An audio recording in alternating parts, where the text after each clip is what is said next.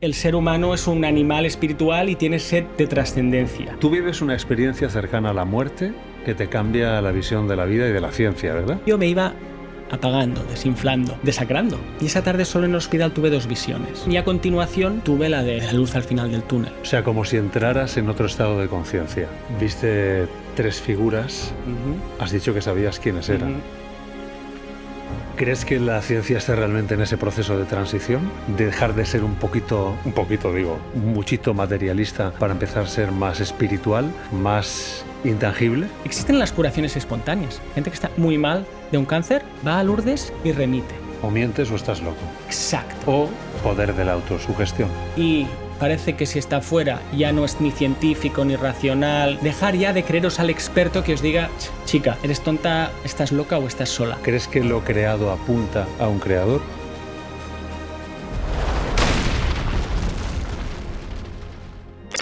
Me atrevo a afirmar lo siguiente. Muchas veces lo único que separa lo posible de lo aparentemente imposible son el tiempo y el inconformismo. Voy a poneros un par de ejemplos. Si ahora mismo viajáramos al pasado, 45.000 años atrás, al viejo continente, y cogiéramos a un Homo sapiens para enseñarle este soplete, para él no solo sería algo absolutamente incomprensible, sino que seguramente sería algo muy cercano a la magia. Si uno de nuestros tatarabuelos, cualquiera, viajara al tiempo presente y lo encerráramos en una habitación para proyectar frente a él un holograma de un antepasado suyo, recreado mediante inteligencia artificial, seguramente no sería ciencia, sería un fantasma, algo esotérico. ¿Qué quiero deciros con esto? Que cosas que hoy en día vemos como normales y comunes han necesitado tiempo e inconformismo para convertirse en algo real, en algo tangible. Y me pregunto si hay cosas que la ciencia hoy en día no explica porque no les ha dado el tiempo y el espacio. ¿Cómo se verán dentro de 200 años las experiencias cercanas a la muerte? Los sueños premonitorios y tantos misterios que forman parte de nuestro día a día.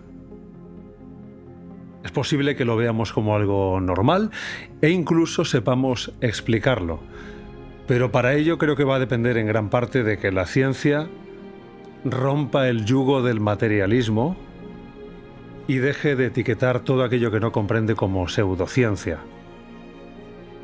Porque a lo mejor no todo lo inexplicado es inexplicable. ¿O sí? Lanzo la pregunta. No tengo respuestas, pero me gustaría tenerlas. Por eso hoy y ahora en Roca Project tengo conmigo al doctor Àlex Gómez Marín, un científico valiente que está aquí para abrirnos un poco el pensamiento y hablarnos de la ciencia, que hoy en día más que ciencia parece casi una religión. ¿Qué tal? Bienvenido. Gracias, muchas gracias por invitarme. Suscribo tu bonita introducción. Estamos tratando de hacer una ciencia que viene del futuro. Y como es ciencia, no sabemos todavía. Aprendemos cosas, pero si lo supiéramos no sería ciencia. La aventura del conocimiento es irse a lo desconocido. He dicho que eras físico y neurocientífico. Bueno, no sé si lo he dicho, si no lo he dicho lo digo ahora, pero hay una definición tuya en el libro que me ha parecido fascinante. La tengo aquí separada. Dices de ti mismo: ese día entendí, en relación a que vienen personas a contarte anécdotas, ese día entendí que me había convertido en un activista intelectual a favor de una ciencia al servicio de la experiencia humana. ¡Wow! Sí, así lo siento. Por casualidad, pero por necesidad. Y yo pensaba, porque así fui educado, que si trabajas bien las teorías científicas, yo soy teórico de formación, y siempre lo seré, físico teórico, vivo en el mundo de las abstracciones, la verdad, las matemáticas, los conceptos. Bueno, si tienes buenas teorías, hablaremos de ellas seguramente, y luego tienes obviamente buenos datos, la parte empírica. Sobre estas 2 piernas la ciencia avanza y anda bien. Pero luego descubrí que faltaba una tercera pata del taburete, que es la parte sociopolítica, porque la ciencia es una actividad humana que sucede en un contexto humano, con presiones, conflictos de intereses muy normales y algunos no tanto, hecha por humanos, ¿no? Total. Y esa tercera pata es de la que también hay que hablar, y es cuando yo me di cuenta, wow, ahora que estamos tratando de investigar estas experiencias tan bonitas, tan importantes para la vida, ya no son simplemente problemas teóricos que se vayan a resolver simplemente con experimentos. Esta es una ciencia que vuelve a entroncar con la filosofía, con las humanidades, y que debe estar más que nunca al servicio de lo humano en vez de al servicio de otros intereses un poco más provinciales. ¿Crees que la ciencia está realmente en ese proceso de transición? De dejar de ser muchito materialista para empezar a ser más espiritual, más intangible? Sí y no. Sí y no. Sí, porque inexorablemente vamos hacia allí. Sí, porque llevamos décadas, igual siglos, con un vacío espiritual que no se ha sabido llenar o se ha llenado mal, y por lo tanto ya no solo la ciencia, la sociedad lo pide a gritos, y eso también es lo que estamos viendo, yo creo, en los medios, en las publicaciones, en los editoriales, etcétera, ¿no? Que, como también cuento, el ser humano es un animal espiritual y tiene sed de trascendencia. Y durante mucho tiempo íbamos, todavía, ¿no?, a buscarlo a las religiones. Está bien. Pero ahora parece que lo vamos a buscar a la ciencia. Pero como la ciencia ha sido parasitada por esta ideología materialista, que dice que lo único que existe es la materia y nada más, y todo lo demás casi no es real. Ya. Bueno, ese materialismo no ha colmado ese deseo, ese anhelo que tiene el hombre. Y por lo tanto, uno se vuelve activista en el momento en que trabaja sobre estos problemas, porque se da cuenta que la gente te escribe, te cuenta sus experiencias maravillosas, claro. Luego hay una oposición a veces un tanto irracional en nombre de la razón, y entonces se da cuenta que está en otras aguas. No son las aguas de la pizarra y las ecuaciones y el microscopio y los experimentos, que también vuelves al mundo real, que es lo que a mí me interesa. La ciencia de la consciencia en el mundo real. Qué bueno. Sin embargo, la ciencia hace un poco recogiendo cuerda de lo que has dicho, ¿no? Es como que desmerece tantas cosas porque no las consigue explicar o porque son incómodas, no entran en el molde, en el marco que ha establecido para ello, pero eso no habla de método científico, eso habla de dogma. Amigos, en nada volvemos, pero antes quiero hablaros de cómo puede ayudaros Hostinger, el patrocinador de este episodio. Si el día 1 de empezar Roca Project yo hubiera contado con todas las herramientas que ofrece, me hubiera ahorrado mucho tiempo en diversas áreas. Si quieres lanzar un proyecto en 2026, vas a necesitar una web, un portfolio o una tienda, entre muchas otras cosas. Así que esto te interesa porque Hostinger te pone ese primer paso por delante. Fíjate bien cómo funciona, porque es un todo en uno muy práctico, con creador de páginas web, herramientas de IA y automatización e incluso recursos de marketing digital para empezar a crecer. ¿Que por ejemplo quieres empezar con la web?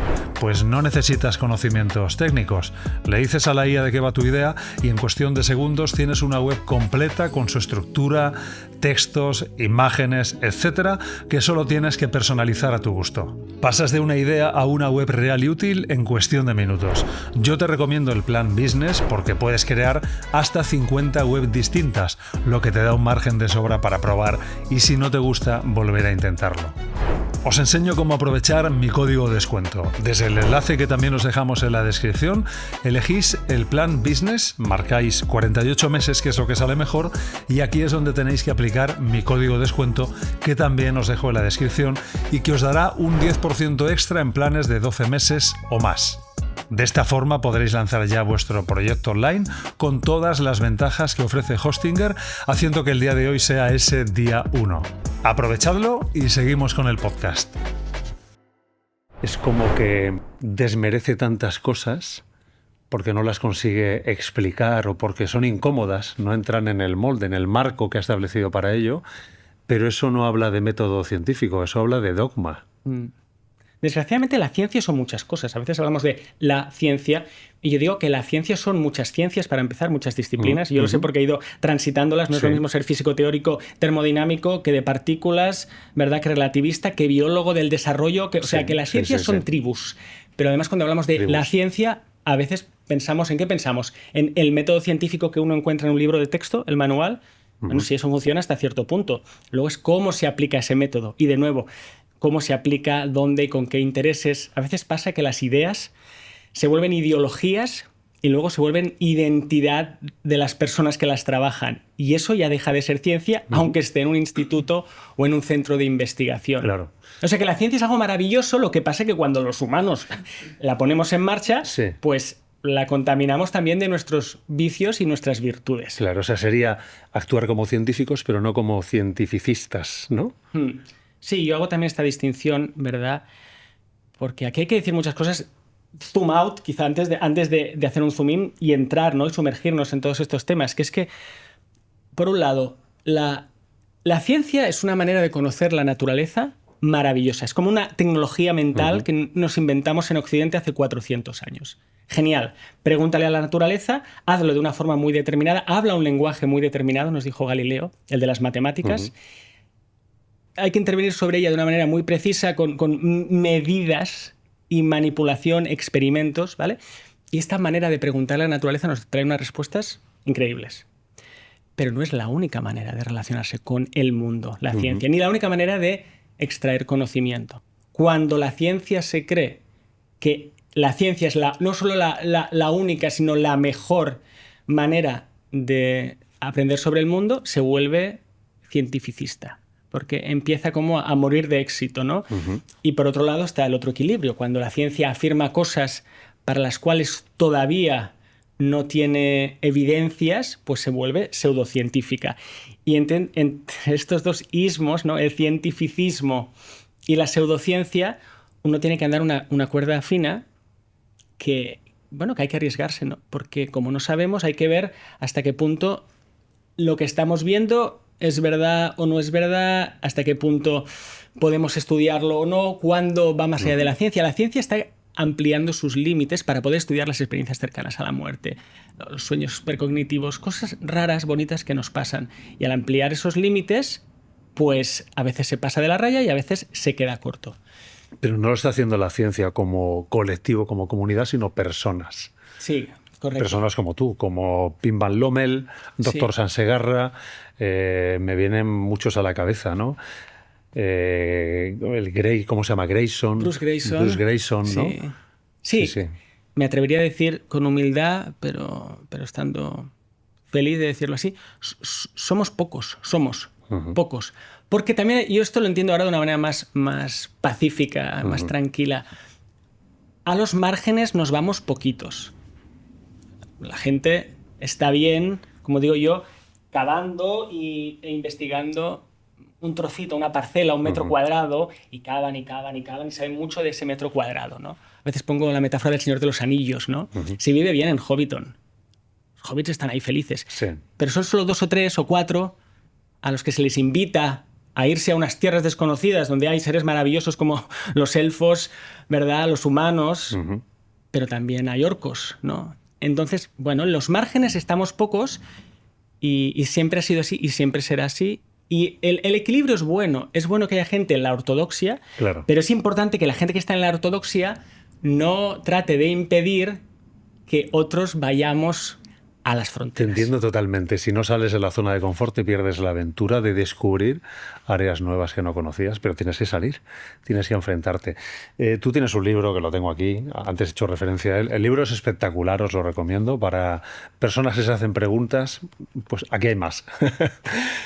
Más que respuestas, más preguntas, diría, ¿no? Pero es interesante porque es bueno hacérselas para darte cuenta de que sabes poco y de que necesitamos saber más. La ciencia del último umbral. Claro, esto es profesional, pero es muy personal. Ayer te dije en un audio, ayer le mandé un audio a Alex, le dije, mira, en pocas palabras le expliqué que viniera Roca Project a traer chicha de la buena porque sé que os gusta. Y él lo entendió enseguida y dice, vamos, que no tengo que pedir ni perdón ni permiso. Correcto. Entonces no tienes que pedir ni perdón ni permiso. Tenemos una audiencia que da el beneficio de la duda a aquello que no entiende, creo que es así, en su mayoría, y que está dispuesta a escuchar para aprender, porque al final eso es la clave de la vida, seguir aprendiendo por viejo o mayor que seas. Tú vives una experiencia cercana a la muerte que te cambia la visión de la vida y de la ciencia, ¿verdad? Sí, mi viaje empieza en lo más íntimo y personal y luego se transforma o llega hasta mi actividad profesional y de ahí mis investigaciones actuales y de ahí el libro y de ahí lo que cuento. Pero sí, empieza con un problema que tuve yo, un sangrado en el estómago en marzo del año 21, de 2021. Me encuentro fatal, estoy muy mareado. Era un domingo, siento las pulsaciones raras y me doy cuenta que algo no va bien y llamamos a una ambulancia, me viene a buscar. Vivíamos a las afueras, en una casita en el campo. Tardó mucho la ambulancia, se perdió porque la calle no tenía ni número ni nombre, y llego al hospital sin saber muy bien qué me pasa, pero saben que hay un sangrado en alguna parte de todo mi sistema digestivo, mi aparato digestivo. Y ahí estoy ingresado domingo, lunes, martes. Entonces empiezan unas pruebas. No es que estuviera muy grave a punto de morirme, pero sí que yo a veces pongo el ejemplo de si tienes una fuga de agua en el baño, Sí. pequeñita, bueno, si la solventas en 1 hora, 2, 3, 4, 6, bien. Pero si pasan 9 días, pues se te inunda el piso, ¿no? Pues Claro, eso es lo que me estaba pasando claro. a mí por dentro, ¿no? O sea, te desangrabas por dentro. Por dentro. Luego encontraron los médicos, les costó, que venía del estómago, pero no sabían si venía del estómago, del intestino delgado, del intestino grueso, ¿verdad? Entonces, fíjate, lunes, gastroscopia, no hemos visto nada. Martes, otra gastroscopia. Miércoles, una prueba de isótopos radiactivos para ver si está en el intestino delgado. Y ahí iban pasando los días y no encontraban de dónde venía. Y yo me iba apagando, desinflando, desangrando. Aquí decías si perdías incluso peso, o sea, te ibas Sí, consumiendo. yo estuve en el hospital, no recuerdo si fueron 2 semanas y pico, y perdí 13 kilos. Wow. 13 kilos. Sí, salí que no me reconocía ni mi hija cuando regresé a casa. Bueno, obviamente, uno sale así. Además, luego me operaron de urgencias, cirugía y tal. Perdí muchos kilos y mucha sangre. Iban trayendo esas bolsitas para la transfusión oro de vida y ahí estaban tratándome de mantener mientras iban buscando el origen. Pero la medicina no es una ciencia exacta, ni mucho menos. A veces ni una ciencia, es una prueba y error, es más un arte, ¿no? Y pasaban los días y no encontraban lo que me pasaba. Y el jueves, yo entré un domingo, y el jueves por la noche, y me acuerdo muy bien, porque bueno, primero porque es una de las experiencias más increíbles de mi vida, la que te voy a contar, y segundo porque al día siguiente era el cumpleaños de mi mujer, que hacía 40 años. Y el jueves por la noche, que estaba solo en el hospital, pensaba, no te mueras ni hoy ni mañana, porque menudo regalo, ¿verdad?, de cumpleaños. Claro. Y esa tarde solo en el hospital tuve 2 visiones. Una con animales gigantescos, híbridos, imagínate un león con cabeza de cocodrilo, un oso con cabeza de jirafa, gigantescos con fuego en su cabeza, casi una experiencia psicodélica. Sí. Y estaba yo en un pueblo y estos animales venían, se paraban encima de mí e inclinaban sus cabezas. Uy, muy místico eso, ¿no? Súper místico, sí. Yo creo que fue una bendición, fue una iniciación y una bendición. Ahora habla Alex, el pseudohumanista, si quieres. Obviamente no tengo datos científicos, pero esa es la vivencia, ¿no? Luego descubrí que en culturas como la mexicana, y siempre digo mal el nombre, están los alberijes, que son precisamente estas criaturas. Sí. Yo no sabía que existían, o al menos no lo recordaba, hasta que luego me puse a buscar qué son esos bichos tan maravillosos. Y ellos ponían su fuego en mi cabeza uno tras otro y luego se convertían. Tenían un fuego. Tenían un fuego amarillo maravilloso que ardía en sus cabezas sin consumirse y lo inclinaban y lo colocaban sobre la mía, uno tras otro. Sí. Por eso digo que era como una especie de bendición. Y luego se convirtieron en alfombras voladoras de colores y se fueron volando a las montañas. Qué bonito, ¿no? Muy bonito. Eso es lo que yo vi cuando estaba esa tarde de jueves, que además yo sentía que cuando me dormía, como que se me caían los plomos de la casa. O sea, sentía que al dormirme, no solo me dormía, sino que se me iba la mente, se me iba... O sea, como si entraras en otro estado de conciencia. Sí, o peor, o como si se me apagara la conciencia y yo llamaba a las enfermeras y les decía, creo que me estoy muriendo. Vale. Y venían, no, te estás muriendo, está todo bien. Y otra vez sentía que me iba de este mundo, ¿no? Y entonces tuve esta primera visión y a continuación tuve la de la luz al final del túnel. ¿Me dejas que te haga una pregunta de esta primera? No has dicho sueño ni imaginación, has dicho visión. Sí. ¿Por qué visión? Bien, el lenguaje es muy importante. Y he ido corrigiendo como cuento, ¿no? Porque a veces decía sueño. Se puede decir sueño. Fíjate, sueño es lo que nos referimos a los sueños, a aquellas experiencias que tenemos que no suceden en nuestro estado habitual de vigilia. Sí. Normalmente es un estado cafeinado para conducir, producir, ¿verdad? Todo lo que pasa fuera, que normalmente pasa cuando dormimos, le llamamos sueños. Es como que tenemos solo a veces dos tipos de palabras para describir lo que nos pasa. Estaba despierto haciendo cosas o estaba soñando, quién sabe. Pero aquello no se parecía en absoluto a ningún sueño que yo haya podido tener antes, ¿no? Y uno sabe. Entonces, no creo que sea un sueño. Algunos profesionales, me atrevo a decir, que no han estudiado el tema, pero ya saben la respuesta antes de empezar, dirán que eso es una alucinación. Que técnicamente significa que eso no es realmente real. Una alucinación es una percepción que no tiene un estímulo que la haya causado. Correcto, es una historia que ha creado tu cerebro. Es un fuego artificial dentro de tu cabeza. Es decir, lo que significa es, bueno, sí, tú eso lo viviste, pero no tiene consistencia, no es realmente real, ¿no? Pero me gusta más llamarlo visión porque literalmente yo estoy viendo cosas y porque además las visiones tienen este significado también un poco trascendente, ¿no? Cosas que te pasan, que tienen este brillo de realidad que yo a veces también lo describo diciendo que era una experiencia hiper real. O sea que tu percepción es más que haberla visto con la mente, haberla visto con los ojos. Con la mente, con los ojos, con todo. Con todo. Con todo. Sí. Hiperreal. Para contrastarlo con real de segunda clase, alucinación, no. De lo más real que estar hablando contigo ahora. Esto es importante, que todos lo entendamos. Wow. Sí, porque a veces la gente dice, ¿y cómo sabes que? Y digo, ¿y cómo sabes que esta conversación? Porque aquello a mí me sabía, ahora estoy hablando desde mi experiencia, obviamente, mi experiencia en primera persona, luego hablaremos de tercera persona, la ciencia que puede estudiar, pero mi experiencia es que aquello es una de las experiencias más reales que he tenido nunca. Tremendo. Sí. Prosigue. Y bueno, pues como si no fuera suficiente con una, pues tuve dos, ¿no? A continuación tuve la experiencia que luego supe, de nuevo, igual lo sabía y lo había olvidado, no me interesaban las ECMs, las experiencias cercanas a la muerte, antes de 2021. Estaban fuera de mi radar. No tenía opinión en contra ni a favor, pero me sucedió lo que hoy se llama una ECM, que es que estaba... Otra visión, ¿no? Tuve esta experiencia trascendente, intensa, en la que estoy en un pozo, yo miro hacia arriba, hay una luz que viene y a contraluz yo vislumbro tres figuras, tres rostros, identifico quiénes son, estoy en un estado de certeza, esto también es muy bonito. No creo que, creo que, voy a pensar, voy a deducir, siento, no, yo sé que estoy en el umbral, sé que me voy a morir, sé que me han venido a buscar, sé que si acepto mi ayuda y salgo, no vuelvo. Sé que todo está bien. Estoy en paz, estoy tranquilo. No problem. Wow. Fantástico. No hay juicio. Pero pido...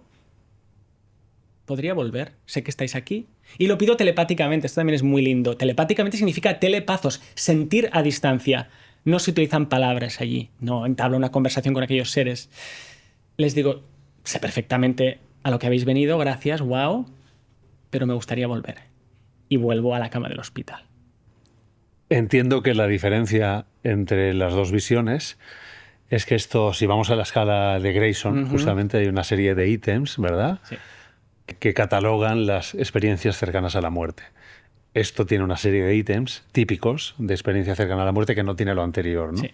Pero es igual de hiperrealista, ¿verdad? Sí.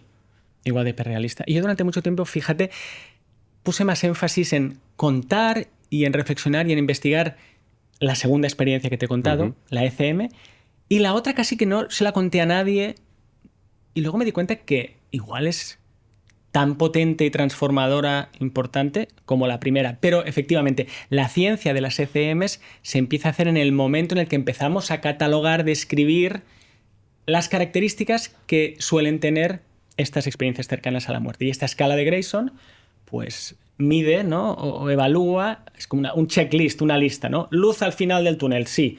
Túnel, pozo, pero al final es luz al final, sí. Encuentro con seres que pueden ser seres difuntos conocidos, que te venga a buscar tu abuelo, pasa mucho. En mi caso no eran familiares, pero contacto con seres difuntos también está en la escala de Grayson, ¿verdad? Sentimiento de paz, estar gozo, tranquilidad, también. Hay personas que se ven fuera del cuerpo, es otro ítem en la escala de Grayson, ¿no? experiencia fuera del cuerpo, que por cierto uno puede tener una experiencia fuera del cuerpo sin estar teniendo una ECM, pero si la tienes junto con estas otras, aún más ECM es. Claro. Otra más es revisión de toda tu vida en un instante, porque allí, hablando metafóricamente si quieres, no técnicamente como físico, el espacio-tiempo funciona de otra forma. Claro. Entonces ahí ves pasar toda tu vida en un instante. ¿Lo viste? Yo no. Tú no. Yo no, pero está muy bien descrito en la literatura científica, Sí. ¿no? Gente que habla como de una película incluso. Ven la película ¿verdad? entera. Sí. Que, por cierto, Raymond Moody, que empezó este campo hace 51 años, Vida después de la vida. Vida después de la vida, creo que él supo de este aspecto particular de las ECMs, la revisión de vida, a partir de los casos de montañeros que caían haciendo escalada, por ejemplo, y en esos 2-3 segundos que tardas en caer si no te matas y solo te rompes las dos piernas, ellos también veían pasar toda su vida en un instante. O sea que es muy bonito también ver que las ECMs no es solo, la constelación de fenómenos que suceden, no solo pasan en la mesa de reanimación del hospital. Claro. Le pasa a un montañero cuando cae ese aspecto. A una mujer dando a luz también le puede suceder una ECM, si está en riesgo, por ejemplo. Porque a veces se confunde y uno piensa que una ECM solo te sucede cuando estás con el electroencefalograma y el electrocardiograma plano en la mesa. Muerte clínica, ¿no? Muerte clínica, exacto. Claro, ese es un lugar idóneo para investigarlas científicamente, porque tienes variables controladas, hay personal sanitario, pero sucede también en pacientes que están en coma, en todo tipo de situaciones, por eso se llama cercanas a la muerte, donde hay un gran riesgo para el cuerpo físico y sin embargo parece que la mente en aquel momento sale, se libera y cuanto peor mejor, como decía Rajoy, cuanto peor está la fisiología, el cuerpo, el cerebro, mejor, porque la experiencia, fíjate, es más lúcida que nunca cuando la materia está pasándolo peor que nunca. Claro, como si la materia lastrara la consciencia. Sí, que yo creo que es lo que hace, pero también hay que darle gracias. Claro, el cuerpo ofrece resistencia. La materia es un misterio. Yo que les doy mucha caña a los materialistas, que les llamo materialistas, se ofenden un poco cuando ellos han estado repartiendo estopa. Materialistas. Materialistas, sí, pero son súper listos, ¿no? Ellos son los más listos de la clase y dicen que todo está hecho de materia y todo lo demás no existe, ¿no? Y entonces yo les pregunto, un poco así con la arrogancia que tenemos los físicos teóricos, oye, tú, materialista, si todo está hecho de materia, ¿me puedes decir qué es la materia? Porque acabas de pontificar que solo existe la materia y no tienen ni idea. Entonces, bueno, solo para recordarnos que la materia es un misterio y la mente también. Pero es verdad que todo lo que tiene que ver con este tipo de experiencias más allá de... Vamos a hablar mucho de más allá, porque esto va de mente más allá del cerebro, de vida más allá de la muerte. Todo este más allá tiene que de alguna forma salirse del filtro que es el cerebro. Yo hablo a veces de un velcro. Sí. Como si la mente estuviera pegada al cuerpo con un velcro y van juntitas. Son una extraña pareja. Es un problema que la filosofía lleva... Esto es muy antiguo. Siglos tratando de ver el problema. Antes le llamaban alma, cuerpo y alma, bueno, ¿no? Mira, el mundo de las ideas de Platón, ¿no? Podríamos ir también ahí. Descartes, ¿no? También hablaba de Descartes mente. nos hizo un favor y una gran putada, ¿no? Porque dividió, como hizo Galileo también, ¿no? Dividió la realidad, Descartes dijo, en las cosas extendidas, res cogitans, que res, yo solo sé 3 palabras en latín, res, cogitans y extensa. Res cogitans, res es cosa, sustancia, y cogitans es que piensa, y luego la res extensa, la cosa extendida, Descartes dijo. El vaso, el sofá, la mesa, nuestros cuerpos están extendidos en el espacio. Descartes dice que eso existe, pero dice que también existe otra cosa, otra res, otra sustancia, que es cogitans, que es pensante. Tú estás ahí, Carlos, hay alguien ahí dentro, hay alguien aquí dentro. Y ahora el problema es, ahora que he dividido la realidad en dos, ahora que tengo el corazón partido en dos, todo el trabajo casi de la filosofía y de la ciencia ahora occidental es como coso esto que se ha separado. Por eso somos un poco dualistas. Hay 2 tipos de cosas y todo el rato estaremos hablando de qué pasa con la mente cuando el cerebro, y viene de esa separación. El propio cerebro, ¿no? La parte más racional y la parte más creativa. Además, el cerebro está dividido en 2 hemisferios. Ya es curioso. Es maravilloso. De hecho, yo tengo, esto igual es una nota a pie de página, pero tengo muy buena relación, soy amigo y he trabajado con Ian McGilchrist, que es el psiquiatra y filósofo y neurocientífico que ha escrito 2 volúmenes impresionantes hablando de el maestro y su emisario, que son los 2 hemisferios. y tiene un libro reciente de más de 1500 páginas donde explica muy bien cómo funcionan las dos partes del cerebro. Y no es que hagan cosas distintas, sino que las hacen de forma muy distinta.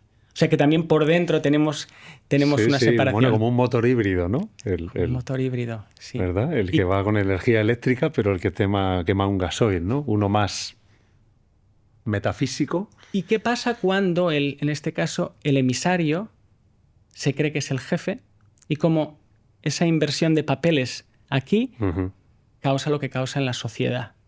En la sociedad y occidental. En la civilización, sí. Occidental, porque si nos vamos a sociedades orientales, esto no es tan así. Esto no es tan así. Conforme te escuchaba, venía una palabra que he leído y conocido en tu libro, sinapsis. No la conocía, ¿eh? Y ya he leído cosas de neurociencia y de conciencia y tal. Interesante, o sea, el espacio donde tiene lugar esa magia entre las neuronas. Sí. Pensaba esto. ¿Y si el terreno, el espacio, el lugar de las ECMs es la sinapsis de las conciencias? Está muy bien esto. Sí. Sinapsis, que cuando la escribes, el corrector te pone sinopsis.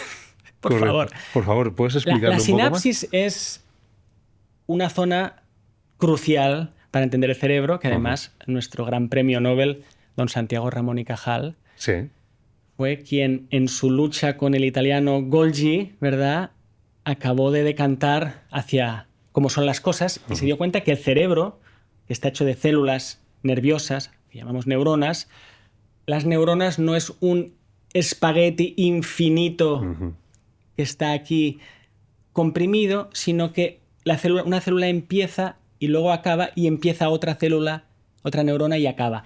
Y el lugar donde se encuentran es la sinapsis. Es como un salto al vacío entre neurona y neurona. Es en el momento en el que tú y yo nos vamos a dar la mano y ahí sin tocarnos nos liberamos aquí unas moléculas y entonces yo te paso mi información que era eléctrica, ahora es química y ahora tú sigues con la información eléctrica. Pero no nos hemos tocado.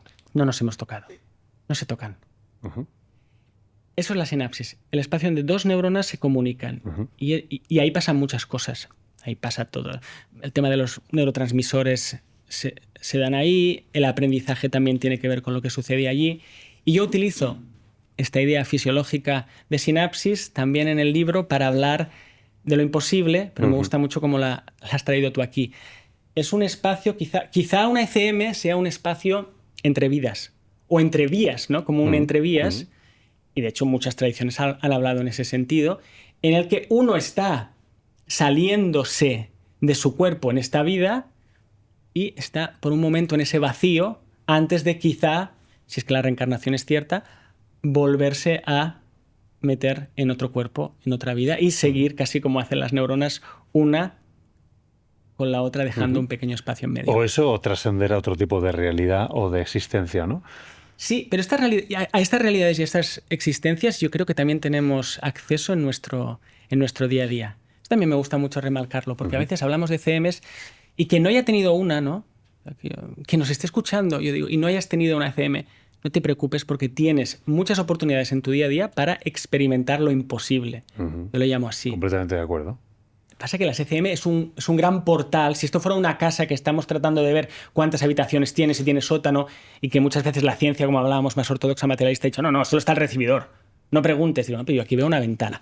Las ECM es una gran ventana o una gran puerta para hablar de muchos temas que nos interesan. La consciencia, si hay vida después de la muerte, por supuesto, a dónde van nuestros seres queridos fallecidos, pero luego hay otras puertas. Los sueños premonitorios son otras, las sincronicidades. Y esto te pasa en tu día a día. Y no hace falta que casi te mueras para experimentarlo. Lo que pasa es que pasan y las dejamos caer pues porque estamos ocupados o porque pensamos, qué tontería, esto habrá sido, quién sabe. Yo recibo muchos correos y me las cuentan y me dicen, yo pensaba que esto era... Bueno, no lo pensaban, sabían que era real, pero no sabía qué hacer, en qué cajita ponerla. Pero ahora me doy cuenta que esto que me pasó un martes por la tarde, que sentí una presencia que era de mi abuelo y supe que estaba mi abuelo allí, había pensado que era una tontería. Pues no. Probablemente no sean tonterías y están al alcance. Es muy la ciencia de lo imposible o lo imposible es muy democrático, nos pasa a todos. Pasa que no lo contamos. A lo mejor solo lo creemos cuando nos empieza a pasar. Esta es otra. Para que puedas empezar a creértelo o no creértelo, porque a mí también me gusta ser cuidadoso con este verbo. A mí me preguntan muchas veces, ¿tú crees en...? Bueno, vamos a ver qué verbos. Yo he experimentado y yo puedo pensar científicamente sobre estos temas, yo puedo, ¿verdad?, sentir y también puedo creer. Y muchas veces lo que a un científico, que a veces somos un poco los más duros de pelar, le hace cambiar de opinión es vivirlo, que te pase algo. Claro. Y luego tienes que ver cómo se lo traduces científicamente, pero a veces pensamos que dando un buen argumento, ¿verdad?, convenceremos a la otra parte y ojalá, pero no. Realmente lo que convence o lo que vence ciertas ideologías es que te pase una de estas experiencias y entonces solo te queda decir, wow, ahora yo tengo que investigar qué es esto sin ideas tan preconcebidas. Ya caminas desde la certeza de la experiencia. Nadie podrá rechazar tu propio testimonio para ti. No, no debería hacerse. Es hacer violencia contra la experiencia.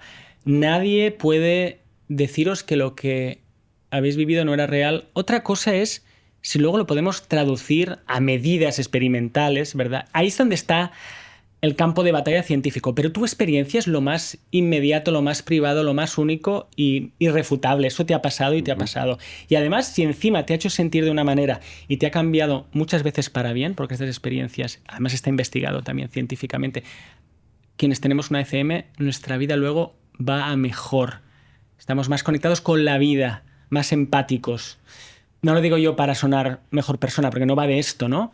Bueno, si encima esta experiencia te transforma, de eso se trata, no se trata de tener razón. Claro, claro. Cuando la creencia se convierte en experiencia, de alguna forma se torna en certeza. Sí.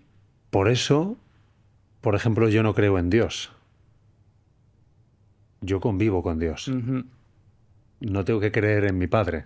Mi padre ya lo veo todos los días, ¿no? Claro. ¿Me explico? Ahí está un poco... Volvemos al lenguaje, el uso del lenguaje, ¿no? Yo sé que es mi padre, sé que está mi padre. Trasciende más allá. ¿Por qué? En base a mi vivencia personal. Por tanto, merece la pena que cada uno, primero, busque este tipo de experiencias o esté abierto a recibirlas, interpretarlas y compartirlas. Pero como tú bien dices, tenemos más miedo al ridículo que a la muerte. Sobre todo los académicos. ¡Guau! Es así, claro. Porque tú has trabajado toda tu vida, y sobre todo los varones, te diré más. ¿Por qué? No podemos engendrar vida. Pues la engendramos a veces desde aquí, con nuestras ideas, nuestras teorías. Yo trabajo activamente como científico en el campo de las teorías de la consciencia. Recientemente hemos cartografiado las más de 350 teorías que hay, ¿no? Y hago la broma de que son como cepillos de dientes, las teorías de la consciencia. Hoy en día, cada uno tiene el suyo y nadie quiere utilizar el del otro, Sí. ¿no? ¿Qué pasa? Que tú para poder conseguir, como arquitecto, construir una teoría de la consciencia, tienes que pasarte décadas de tu vida echándole horas, trabajando, tratando de publicarla, contarla, defenderla. Eso es tu bebé. Tu idea es ideología y ya es tu identidad. Y eso al final, imagínate que estás equivocado. Eso no lo vas a dejar morir así como así. Entonces, una de las grandes tentaciones que tiene el científico, o el académico en general, es hacer de su trabajo su identidad y luego por eso tiene más miedo muchas veces a reconocer que ha estado equivocado, que de hecho se trata, porque uno solo aprende si te das cuenta de dónde te has equivocado, que incluso a la muerte. Y por eso muchas veces el rechazo a estos temas es tan visceral e irracional desde dentro de la academia, donde se supone que estamos... La ciencia, lo decía Richard Feynman, te lo quería decir antes, decía, Richard Feynman fue premio Nobel en física, es uno de los grandes de la física, y decía, debemos buscar, hablando de los territorios, en aquellas zonas que nos permitan darnos cuenta que estamos equivocados y que eso pase lo más rápidamente posible. O sea, más vale bueno conocido que malo por conocer. Pero la realidad es que cuesta un montón. Qué interesante todo lo que me dices. Me estás hablando de teorías de la consciencia. Aquí tuvimos al doctor Enrique Campillo, supongo que sabes quién es, y él me habló de aquello de la consciencia no local, ¿no? La conexión como una especie de servidor de nube con la cual conectábamos, como si todo estuviera realmente más allá y no más acá. ¿Cuáles son las teorías de la consciencia que a ti te convencen más? ¿Cuántas horas tenemos? Es que hay muchas y muy buenas. Cuéntame las mejores. Vale. ¿Y puedo dar 3 pasitos atrás para coger carrerilla? Sí, por favor. Porque a veces doy vueltas, pero el contexto es muy importante. Me encanta, coge carrerilla. Hay que recordar, o para quien no lo sepa, que el estudio científico de la consciencia fue tabú en ciencia hasta los años 90. Hasta los Juegos Olímpicos de Barcelona, pongamos. Es decir, antes del 92, uno no podía tener un estudiante o incluso pedir un proyecto de investigación o incluso tratar de publicar un artículo científico en el que dijera yo voy a investigar la consciencia. La gente lo hacía underground y hay grandes neurocientíficos de la consciencia como por ejemplo el mexicano Jacobo Greenberg, cuyo trabajo yo he estudiado y tengo una afinidad muy fuerte con su vida y con su trabajo, ¿no? Pero lo primero que hay que decir es que desde que empieza la ciencia en 1623, me voy atrás pero vuelo desde hace 1623, hace 400 años, hasta los Juegos Olímpicos de Barcelona, electroencefalograma plano. Cero. No había, no se podía. Era tabú. En ciencia hay tabús y hay que saberlo también. No se puede. En el 92 pasa algo muy interesante, que es que el premio Nobel, Francis Crick, co-descubridor de la estructura del ADN junto con Watson, uno de los premios Nobel más famosos del siglo XX, ¿no? El secreto de la vida en los genes, ¿no? En la estructura del ADN. Como ya tenía premio Nobel, se había pasado la pantalla del videojuego de la ciencia, dijo, pues ahora yo me voy a ir a California y voy a estudiar percepción visual, cognición, y dijo, voy a tratar de solucionar, ya que hemos solucionado el problema de la vida, pensaba él, ahora voy a tratar de solucionar el de la consciencia.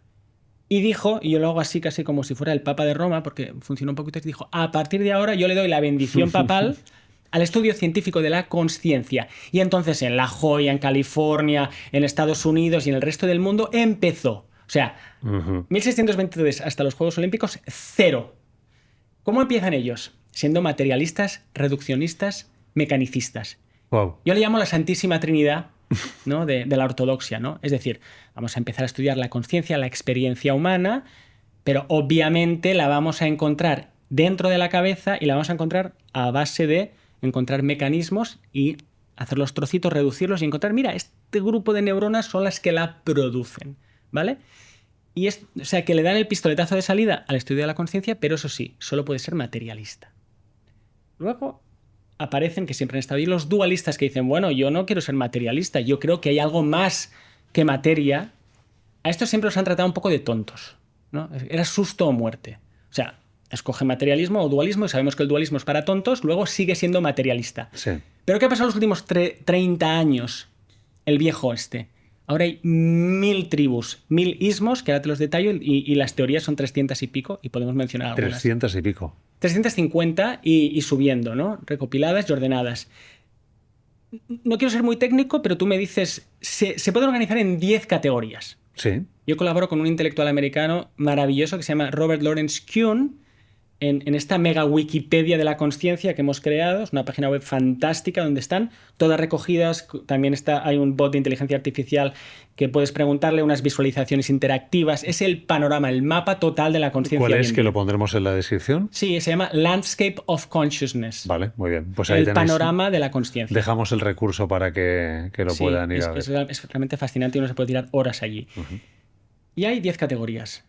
La primera es el materialismo. Y dentro del materialismo hay muchos tipos. Materialismo filosófico, materialismo neurobiológico que va a buscar a la consciencia. Te hago un resumen, casi imagínate que volamos sobre el Amazonas, ¿vale? Te digo, mira, aquí vemos estos árboles, aquí hay estas especies, ¿vale?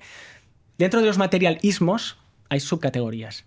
Las filosóficas de toda la vida, las neurobiológicas te contaba, que obviamente van a buscar procesos cerebrales que puedan engendrar, ellos creen, la consciencia. Otras teorías que dan más peso al cuerpo se llaman las teorías encarnadas o enactivistas, que dicen, no, la conciencia no solo la genera el cerebro, es el cerebro una interacción con todo tu ser, con todo tu cuerpo y encima con tu acción en el mundo. Luego otras teorías que son evolutivas, dicen, no, hay que prestar énfasis, atención a los organismos y la escala y la evolución y en qué momento será en los primates no humanos, será dónde apareció la consciencia, ¿no? Sí, ¿en qué momento? Y otros abordajes que dan más peso al lenguaje, por ejemplo.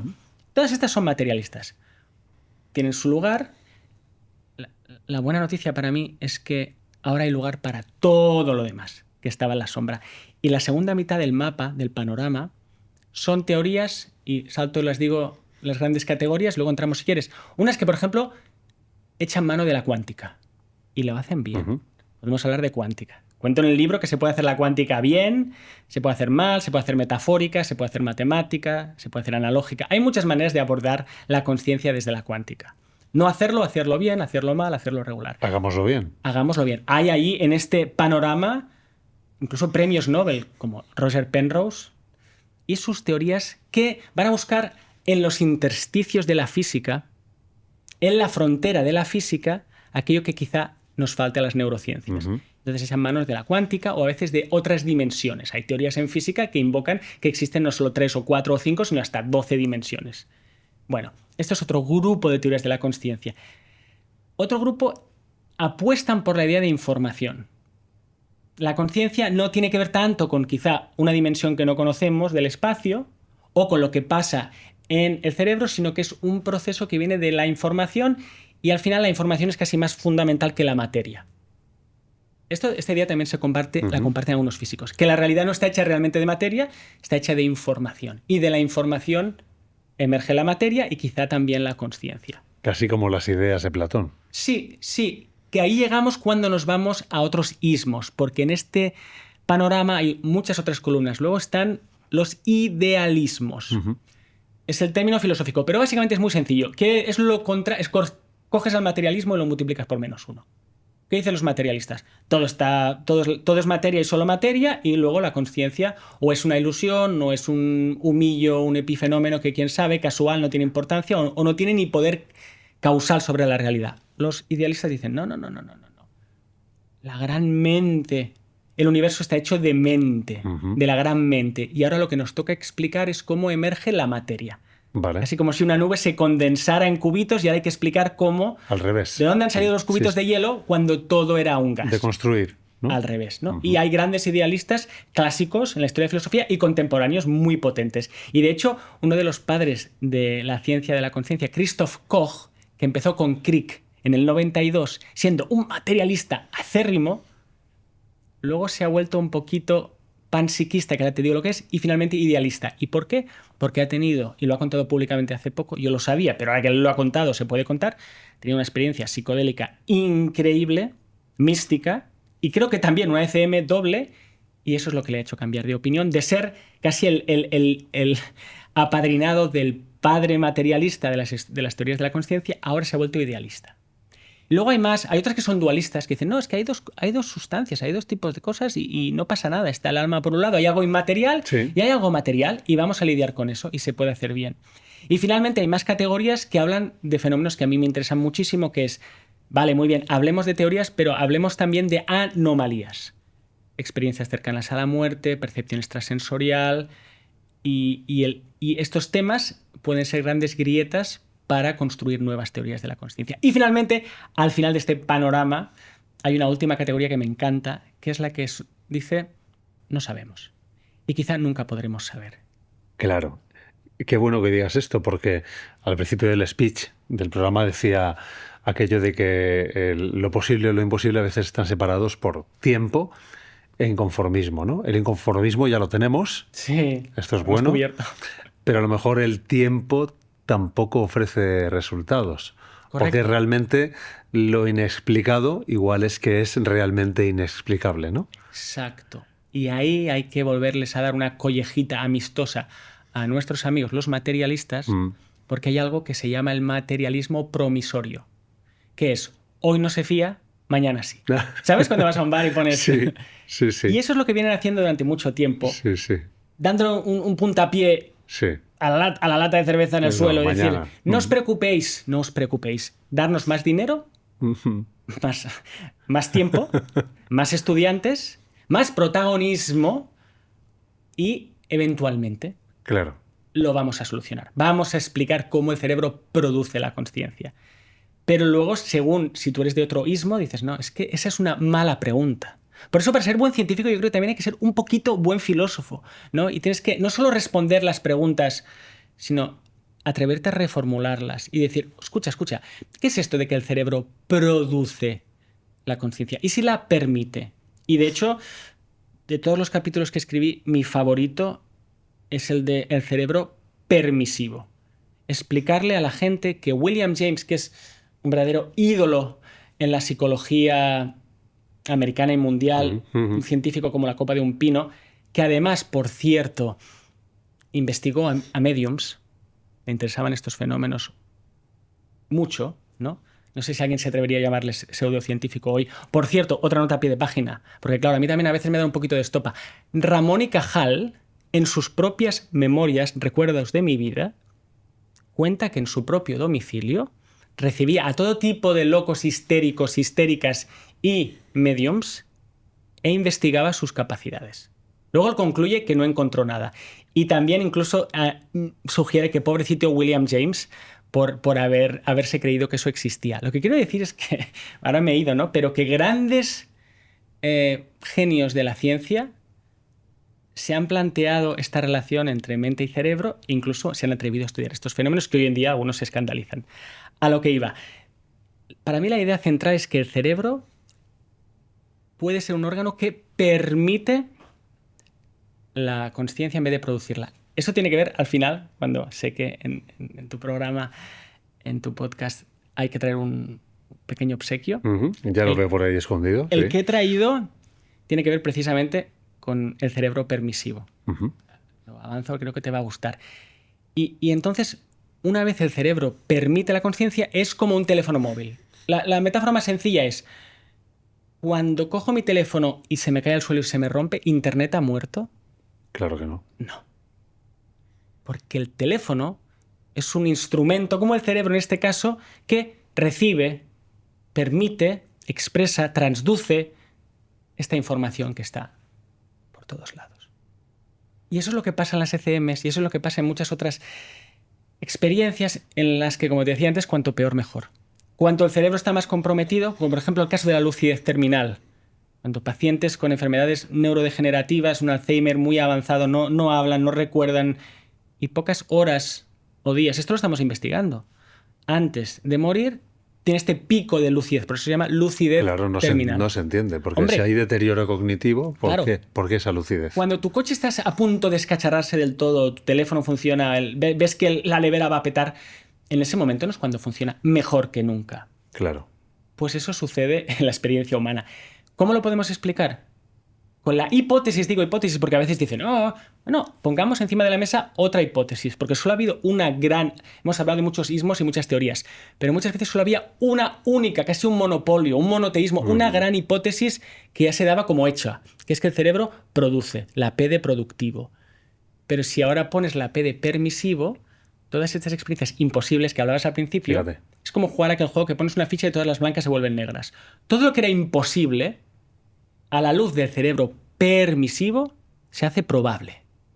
Claro, a la luz del cerebro productivo sigue siendo imposible. ¿Y para qué lo vas a investigar, chico, si ya sabemos que no existe? Claro, entiendo, por hacer una analogía y volver a los teléfonos, el smartphone no crea Internet, participa de Internet. Eso tendría sentido con lo que explicas, ¿no? El teléfono se ha caído varias veces, se ha deteriorado, tiene Alzheimer, ¿no? Tiene, ¿cómo lo llaman? Demencia senil. Demencia senil, esto iba a decir, las personas mayores, pero sigue siendo un teléfono. Sigue pudiendo tener buena cobertura en algún momento para pillar señal. Sí. Y los místicos, para aquí entrar por otro lado, ¿no? Igual son aquellos teléfonos que han trabajado tanto sobre su circuitería que pueden conectar con esas realidades sin que sea por casualidad, por accidente, por trauma. En la ECM lo que parece que sucede es que el filtro se te desgarra y en aquel momento entra un torrente de luz, literalmente y también metafóricamente, que uno está totalmente sobrepasado, pero al mismo tiempo en la gloria, ¿no? Porque dices, wow. Pero eso fíjate que pasa bajo circunstancias muy traumáticas, ¿no? Como decía mi abuela, o por las buenas o por las malas, ¿no? Aquí siempre hay dos caminos para pulir el filtro, ¿no? Por las buenas o por las malas. La mayoría de los mortales por las malas. Cuando tienes un trauma de este calibre es cuando precisamente eso se transforma luego en una gran bendición, ¿no? Lo que es una tragedia, que casi te mueres, es una gran bendición. Luego están los que yo llamo los atletas de la consciencia. Uno, para ser campeón olímpico, tiene que entrenar todos los días, ¿no? Bueno, los místicos, de alguna forma, son los atletas de la consciencia. Buenísima esta frase. A mí me gusta, sí. Es muy buena. Rumiarla, porque tiene chicha. Me gustaría empezar a hacer algunas comparaciones con datos históricos o referencias. Voy a ir a la Biblia. Me has hablado de una visión de animales, como con unos fuegos en la cabeza, un fuego que no se consumía. Y he visualizado la escena de Pentecostés, cuando esa primera iglesia, esperando unánime al recibimiento de una promesa del Espíritu Santo, reciben fuego, y decía que se había unas lenguas de fuego sobre sus cabezas, ¿no? Automáticamente hay un cambio en sus vidas. Y desde esa, vamos a decir por respeto a los que no creen, desde ese supuesto recibimiento del Espíritu Santo, se activan una serie de dones del Espíritu que permiten obrar milagros que desafían toda lógica y razón. ¿Ves una analogía? Sí. Sí. Y puedo hacer otra nota a pie de página en el verbo creer de nuevo. Y ahora vamos a hablar de los milagros. Es que me interesa mucho y creo que contigo también lo podemos hacer claro y bonito. Sí, sí. Porque yo tengo que desactivar muchas minas en este trabajo y muchas vienen del lenguaje. Uh-huh. Y me parece gracioso y no me hace ninguna gracia los que se presentan a sí mismos como los que no creen o los que se refieren a los otros como los creyentes. Sí. Hay muchos sismos, materialismo. Sí. Otro cabrón es el escepticismo, ¿no? Uh-huh. Claro que hay que tener duda, la duda metodológica. Claro. Pero Correcto. es muy curioso los que dicen, oye, claro, porque los creyentes, yo le pongo el pause y digo, tú no crees en nada, ¿o qué? Los que hablan de los creyentes te hacen un poco el juego del trilero y aquí hay que detectarlo. Sí. Igual ellos ni se han dado cuenta, ¿eh? No lo hacen a mala fe, necesariamente. ¿En qué crees tú? Porque si no crees en nada no te puedes levantar de la cama por la mañana, porque ¿dónde vas a poner el pie? ¿Crees que el suelo te va a aguantar? Y cuando les pones un poquito contra la espalda de la pared, amistosamente, no, yo creo en la razón. Uh-huh. Bueno, la nota de página es solamente eso, ¿no? Que yo creo que no existe los creyentes y los no creyentes. Todo el mundo cree en algo y como además, como decíamos algo, antes no solo crees, sino que además si has tenido experiencia, igual ya no tienes ni que creer. Claro, si quitas a Dios de su lugar, en realidad creas otro Dios para ponerlo en su lugar. Exacto, hay que preguntar ¿cuál es tu Dios, querido? Uh-huh. ¿Cuál es tu Dios? El progreso, ¿no? La razón, que están bien como valores, pero yo creo que hay valores más supremos. O sea, si vemos la pirámide no está mal. Esto va a picar, esto que dices, pero estoy 100% pero con de acuerdo cariño, contigo. o sea, no pasa sí, nada. Es que verdad, cada uno Oye, examine mirémonos. cuál es su Dios. No tengo. Si dices que no tienes, peligro. Uh-huh. Y me refiero a Dios en estos valores. En la pirámide, ¿qué está más arriba, no? ¿Cuál es tu estrella polar más polar? No tengo. No, me está estimando y te está estimando a ti. Sí tienes. Esto es como cuando a un científico le dices, ¿cuál es tu ismo? ¿Cuál es tu sistema filosófico? ¿No? ¿Tú eres de Windows o eres de Linux, ¿verdad? O eres de Mac, ¿no? No, yo no tengo, no puedes no tener una filosofía debajo. Otra cosa es que no la sepas. Y si no la sabes, peor, porque o no sabes lo que estás haciendo o si la sabes y me estás engañando. Hay que ser un poquito pillín aquí porque si no te la dan con queso muy, muy a menudo. Lo digo porque lo de creyente siempre... Uh-huh. Claro, creer en Dios, parece que está mal creer en Dios. ¿No? ¿Y tú en qué crees? ¿Es mejor que creer en Dios? ¿Es peor? Y luego obviamente hay la versión más caricaturizada, parodiada de no, un hombre en las nubes. No estamos hablando de la visión de Dios de un niño de 13 años. ¿verdad? Claro, correcto. No. Ni de la ciencia tampoco, correcto, espero. Correcto. Okay. Estoy contigo. Milagros. Claro. Abramos melón. Bueno, yo no soy teólogo, ¿no? Pero... ¿quién era? Debería saberlo. Santo Tomás hablaba de los milagros. No hablaba de... Creo que sí. Que lo sobrenatural... Bueno, aquí hay distintas visiones también, ¿no? Pero, mira, los prefijos. Hablemos de los prefijos. Doy vueltas, pero llegamos, ¿eh? Los prefijos también, que hablo en el libro, yo les llamo los 4 jinetes del Apocalipsis. Los 4 prefijos jinetes, ¿no? Sí. Pseudo, complete usted en casa. Pseudo, ciencia, ¿no? Paranormal, ¿no? Y luego está extraordinario, cuando estas experiencias sí que son maravillosas, pero son más comunes de lo que nos pensamos, ya lo hemos hablado. Y el último es sobrenatural. Entonces, cuando tú hablas de que has tenido esta visión, o incluso hablemos de temas que pueden ser polémicos, pero no tienen por qué serlo. Existen las curaciones espontáneas. Hay gente que está muy mal de un cáncer, va a Lourdes y remite. Uh-huh. Oye, bueno, no, estos son milagros, esto es sobrenatural. Y en el momento que lo haces sobrenatural con este prefijo, lo echas de lo natural. Correcto. Y como ya está fuera de lo natural y parece que si está fuera ya no es ni científico, ni racional, ni nada. Entonces tiene que ser obviamente mentira y es una estupidez lo que acabas de decir. O mientes o estás loco. Exacto. O poder de la autosugestión. Exacto. Que es también mi mantra, por eso lo de activista, ¿no? Ujú. Me da una camiseta que pone: no eres tonto, no estás loco y no estás solo. Esta es la parte que yo he descubierto escribiendo el libro, que soy un activista, diciéndole a la gente, independientemente de lo que yo esté investigando y de lo que se sepa y de lo que han investigado, por favor, no penséis a priori que porque os pasan estas cosas algo os falla, porque os lo han dicho muchas veces, ¿no? Os han dicho muchas veces que... ¿Puedes decirlo Ahora sí, mirando me a encanta cámara? la cámara, sí, sí. Escuchar, si os han pasado estas cosas tan maravillosas, pero íntimas y difíciles de contar, dejar ya de creeros al experto que os diga: chica, eres tonta, estás loca o estás sola. Porque seguramente, obviamente, tonta no eres, loca existen, pero los de atar, no, los cuerdos no, somos la mayoría, y no estás sola. Lo que pasa es que estamos todos metidos dentro del armario y ya va siendo hora que salgamos, porque estamos todos metidos, ¿eh? Sal del armario porque estamos todos fuera, ya toca. Ujú. Si ves que me pongo en modo telepreacher, ¿eh? Sí, pero lo haces fenomenal. No es el modo científico que estamos Qué acostumbrados. crack, ¿eh? eres un crack, eres un crack. Sí, la habitación es un lugar donde habitamos todos. Hay un fenómeno en psicología, no recuerdo el nombre, en el que por presión social todo el mundo hace ver que opina una cosa, pero todo el mundo piensa la contraria. Ya. Sí, somos así los humanos. Postureo, ¿verdad? Pero es más sutil y más lindo que el postureo. No estás tampoco tratando de aparentar más o menos, simplemente por prudencia, porque los humanos y los animales tenemos un instinto de conservación y otro social. Queremos caer bien. Es masking por encaje social, total. Sí. Entonces sí. tú no dices nada hasta que...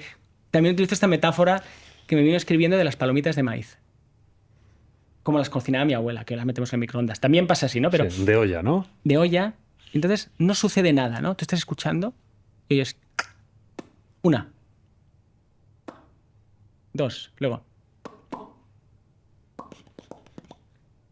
Esto pasa con las experiencias. Uno sale del armario, por ejemplo, en mi caso, ¿no? Que yo aún tengo sentimientos encontrados con esto, ¿no? Porque como experto vengo a hablar, pero para casi legitimar que la gente haya podido tener estas experiencias y piense que son reales. Claro. Vale, pues yo soy Claro. una de las primeras palomitas que sale. Soy una palomita un poco especial porque soy el científico que casi se muero. Lo asumo. Por eso los medios también me llaman para hablar. Bien, encantado. Yo hablo, ahora me pasa, ya es casi un hábito precioso, a una cena a la que voy. Todo el mundo acaba contando su experiencia. Es un Me Too del bueno, ¿no? Qué bueno, sí, es un Me Too, es un Me Too de lo imposible. Y mejor aún, porque dices, bueno, colegas, luego gente que no me conoce también, y luego periodistas. Y esto es algo que la gente tiene que saber. Vas a la radio, vas a la tele, te hacen una entrevista escrita a un podcast, apagan el micro. Buah, Alex, es que esto a mí también, o a mi mujer, o es que a mi amigo, es que pasó esto. Esto es verdad, tío. Lo que pasa es que, claro, cuando lo contamos hay que ver cómo se cuenta porque la gente... O sea que estamos saliendo todos del armario, ¿eh? Desde el taxista hasta el catedrático. Lo que pasa es que hay que darnos un poquitito más de tiempo. Te voy a hacer un Me Too, ¿vale? Del bueno. Me lo De esperaba en algún momento, pero de no lo pensaba que iba a imposible. pasar ahora. Te voy a contar uno. Seguro que a la gente le gusta escuchar. Por supuestísimo voy a respetar al que no me crea. Pero yo lo viví. Y fue lo siguiente. Mira, yo cumplía 40 años. Me dirijo a una población de Tarragona donde mi mujer pues ha alquilado una casa rural para ir ahí con toda la familia. Yo no he tenido ningún tipo de contacto ni con la persona, el casero de la casa, no tengo ni idea, me llevan de sorpresa. Cuando estamos a 15 minutos, la persona se llamaba Aldalbert, un nombre como muy catalán, muy... No lo sé, si te digo que es una casa rural de una zona de Cataluña, un poco de interior de Tarragona, por ahí de Sol, Aldalbert, y que tiene una casa así un poco señorial, ¿qué tipo de señor te imaginarías? Te pregunto. Pues un señor de la Cataluña profunda y avanzada edad. ¿Vale? Y no me imagino mucho más. Si llevar una moto, ¿qué moto podría llevar? Una moto. No me lo imaginaría. Por ejemplo, un coche. ¿Qué tipo de coche o moto te imaginas? No sé. Podría ser incluso una mobilette de aquellas viejas, ¿no? De un poco de pueblo, ¿verdad? Sí, una tartana muy decente, ¿no? Sí, sí, correcto. ¿Vale? Bueno, vale. Mi mujer habla con Aldalbert por teléfono y dice, oye, estoy a la salida del pueblo esperando con la moto para guiaros hasta la casa. Mi mujer cuelga. En ese momento yo veo, cuando digo veo, no es que trascienda a una cosa extraña, sino que estoy conduciendo, lo veo muy nítido en mi mente, porque sigo conduciendo pendiente del volante, veo a Aldalbert en mi cabeza. Y le digo a mi mujer con dos narices, Ágata, si me ves, deja un comentario para decir que es verdad. Por cierto, en el vídeo.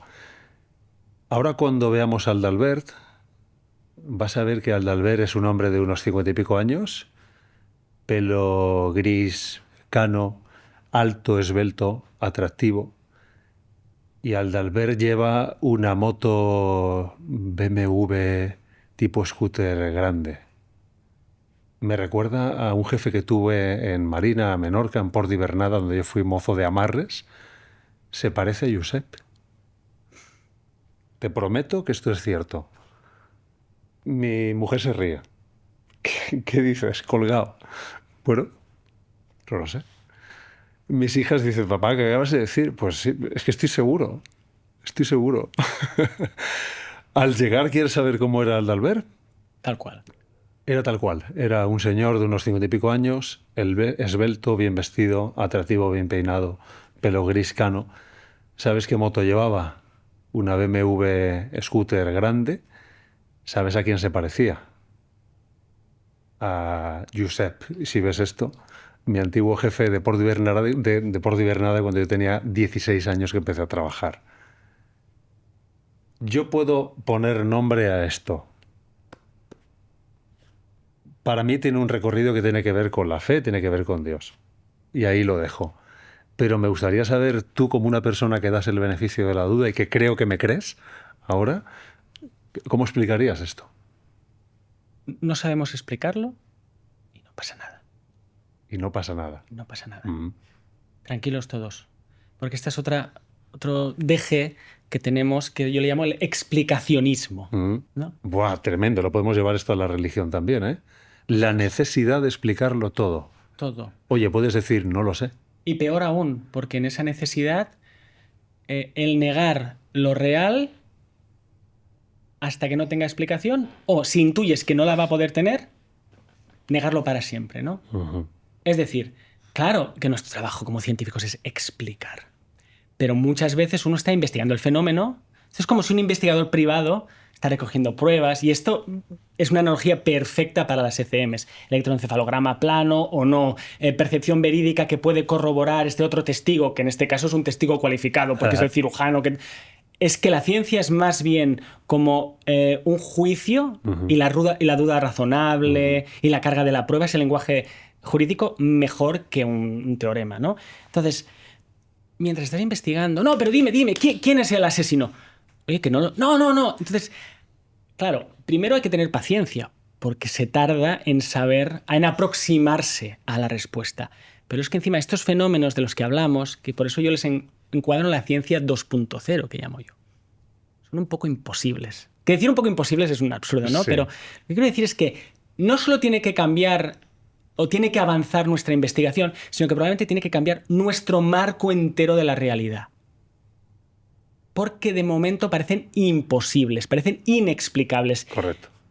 En el libro me inventé una palabra que me hizo ilusión, porque no existe en la RAE, que es inexplicar. El verbo inexplicar. ¿No existe la RAE? Inexplicar como verbo, creo que no. ¿Qué dices? Sí, existe inexplicado y explicar. Bueno, si existe mejor, así no me lo tengo que inventar, ¿no? Explicar la acción contraria de explicar. Porque a mí lo que más me pone es la ciencia de lo imposible. Es que creo que me pasa lo mismo, ¿eh? Es la ciencia de lo imposible. Primero porque te dicen, esto es imposible. Digo, vale, pues lo quiero hacer, ¿no? Y luego porque yendo a grandes figuras, por ejemplo, el psiquiatra John Mack de Harvard. Buah, tremendo. Este señor es el que investigó las abducciones, que fue incluso a un colegio de África con niños. Correcto. Tremendo. Y murió, ¿eh? De una forma un poco extraña. Murió atropellado, Sí, sí. después de tomar té con mi amigo Rupert Sheldrake en Londres. ¿Qué dices? Y yo estaba hablando con él, que hablo con él semanalmente, con Rupert, Y hablamos de John Mack y dice, mira, la última vez vino a tomar un té conmigo y luego lo atropellaron. Sí, ahí entra Se me ponen los pelos de punta, sí. tú. A mí se me han puesto antes cuando has contado la historia de Josep y es una muy buena señal, ¿eh? Cuando tienes... Tienes mi palabra, de que esto es cierto, sí, la recibo así, la recibo así. Entonces, hablando de John Mack, y luego para recuperar lo inexplicar, sí. porque yo me voy por abajo, pero lanzo cuerda como cuando haces espeleología y volvemos, ¿vale? John Mack, que se jugó su licencia, médico, era psiquiatra, lo intentaron echar de Harvard, pseudocientífico, lo de siempre. Le hicieron un comité, se defendió, fue absurdo, totalmente irracional el ataque, pero claro, es que él estudió los casos de abducciones de chavalines que en un colegio dijeron que vieron estas figuras y tal y cual, y dijo que según su bagaje, creo que era el director de Harvard, ¿eh? Sí, del departamento de psicología. Sí. Según su bagaje, que aquello no era una alucinación. No sabía lo que era, que esto es lo bonito, es la ciencia de lo imposible. No, es que esto y esto no es. Entonces, ¿qué es? No lo sé. Entonces, a veces la gente entra en loop. No, pues no lo sabemos. Entonces, Mack, en su libro Abducciones, que se titula así, Abductions en inglés, le escribe, además le cito esta parte, le escribe, él escribe en la introducción que su amigo de infancia es Thomas Kuhn, el gran filósofo que acuñó el término cambio de paradigma. Por eso le conoceréis. Gran filósofo de la ciencia. Era amigo suyo de infancia. Es verdad, qué frase que usamos tantas veces. ¿Verdad? Cambio de paradigma. Y Mack le pregunta a Kuhn, que era amiguete suyo, oye, Tom, lo llamaba Thomas, Tom, que estoy estudiando esto que es imposible, ¿cómo lo hago? ¿Cómo lo hago? Y Kuhn le dice, intenta lo más posible suspender, que no es suspender un examen, sino es dejar en el aire las distinciones entre pasó y no pasó. Esto yo lo ofrezco como una meditación de lo imposible. Otra vez volvemos al lenguaje, ¿verdad? O sea, los límites, la caja que nos marca el lenguaje. Pasó o no pasó. Real, no. La sinapsis que hablábamos antes entre ¿es un hecho o es una ficción? Bueno, ¿y si no es ninguna de las anteriores? ¿No?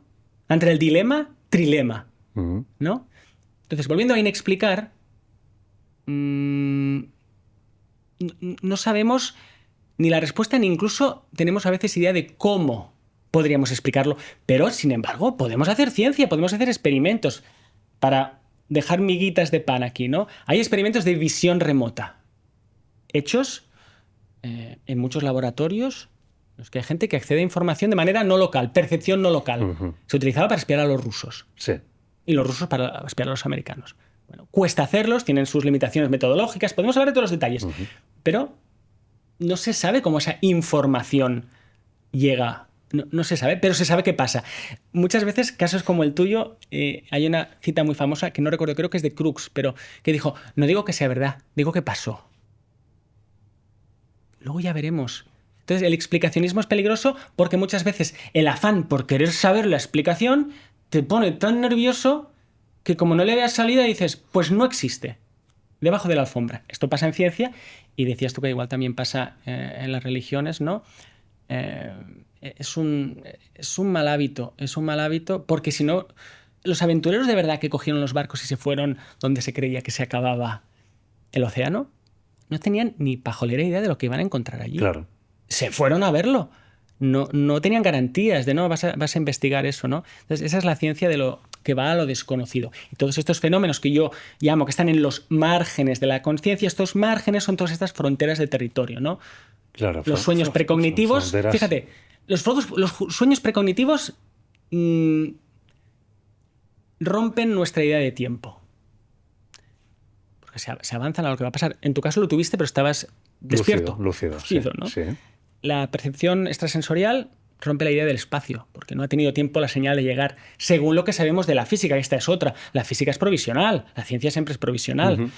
Bueno, en este mapa hay de todo, ¿no? Las ECMs hablan del más allá, pero es que los sueños lúcidos hablan del tiempo, las sincronicidades hablan de la causalidad. Los podríamos ordenar incluso...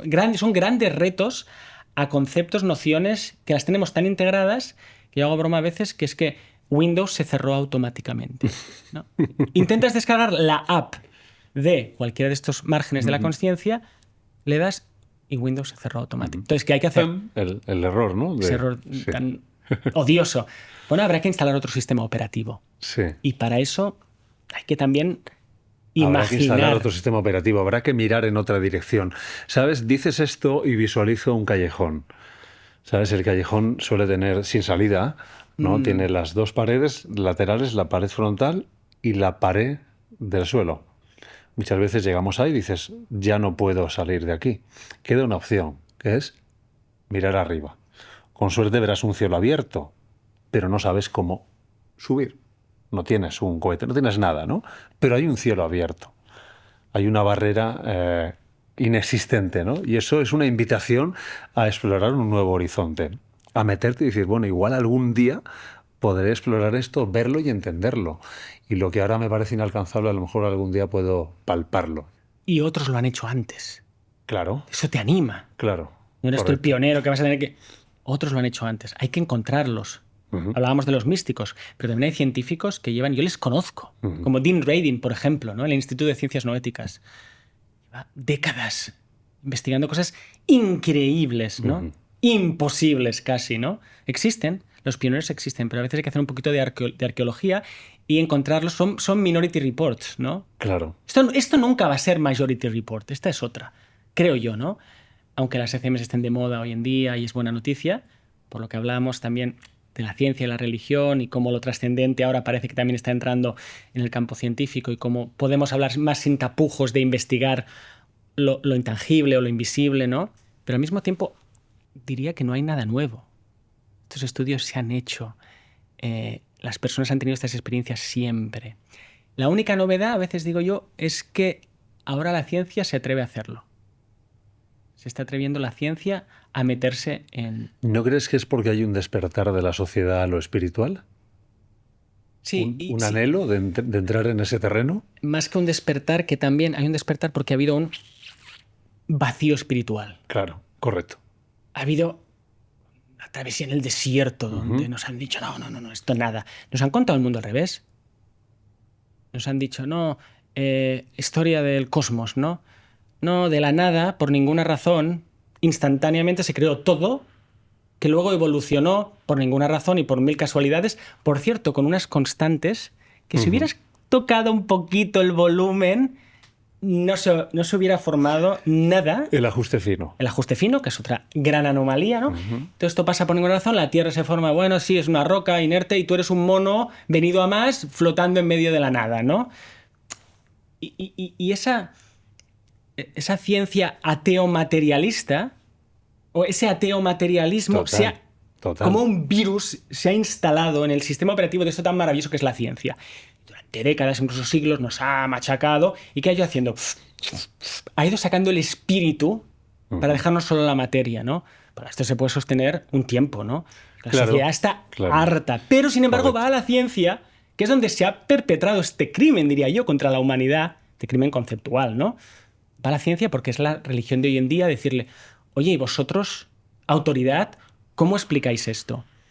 Y durante mucho tiempo se ha dicho, no, usted es tonta, loca y está sola. Pero ahora los poquitos que empezamos a decir, oye, es que los que decían que sabemos que no, es que no tenían ni puta idea. Y han ido diciendo que sabemos que no y era mentira, no lo sabían. Igual es que sí. Yo no vengo aquí a decir un sí absoluto rotundo, pero igual es que sí. Igual es lo que dice la ciencia, lo que puede decir la ciencia ahora, igual es lo mismo que han dicho todas las tradiciones durante toda la historia de la humanidad. Claro.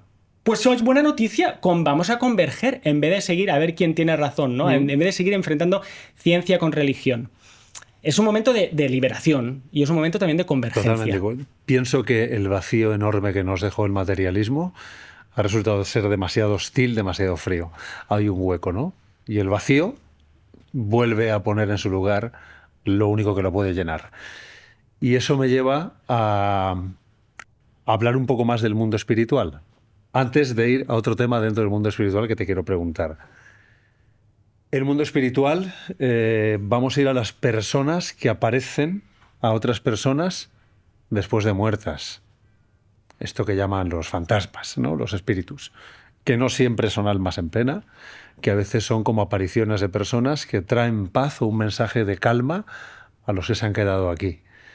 Aquí tuve incluso a Patri, psicóloga, que tuvo una experiencia, ella decía, había a mi abuela al poco de morir en mi habitación como veo la televisión.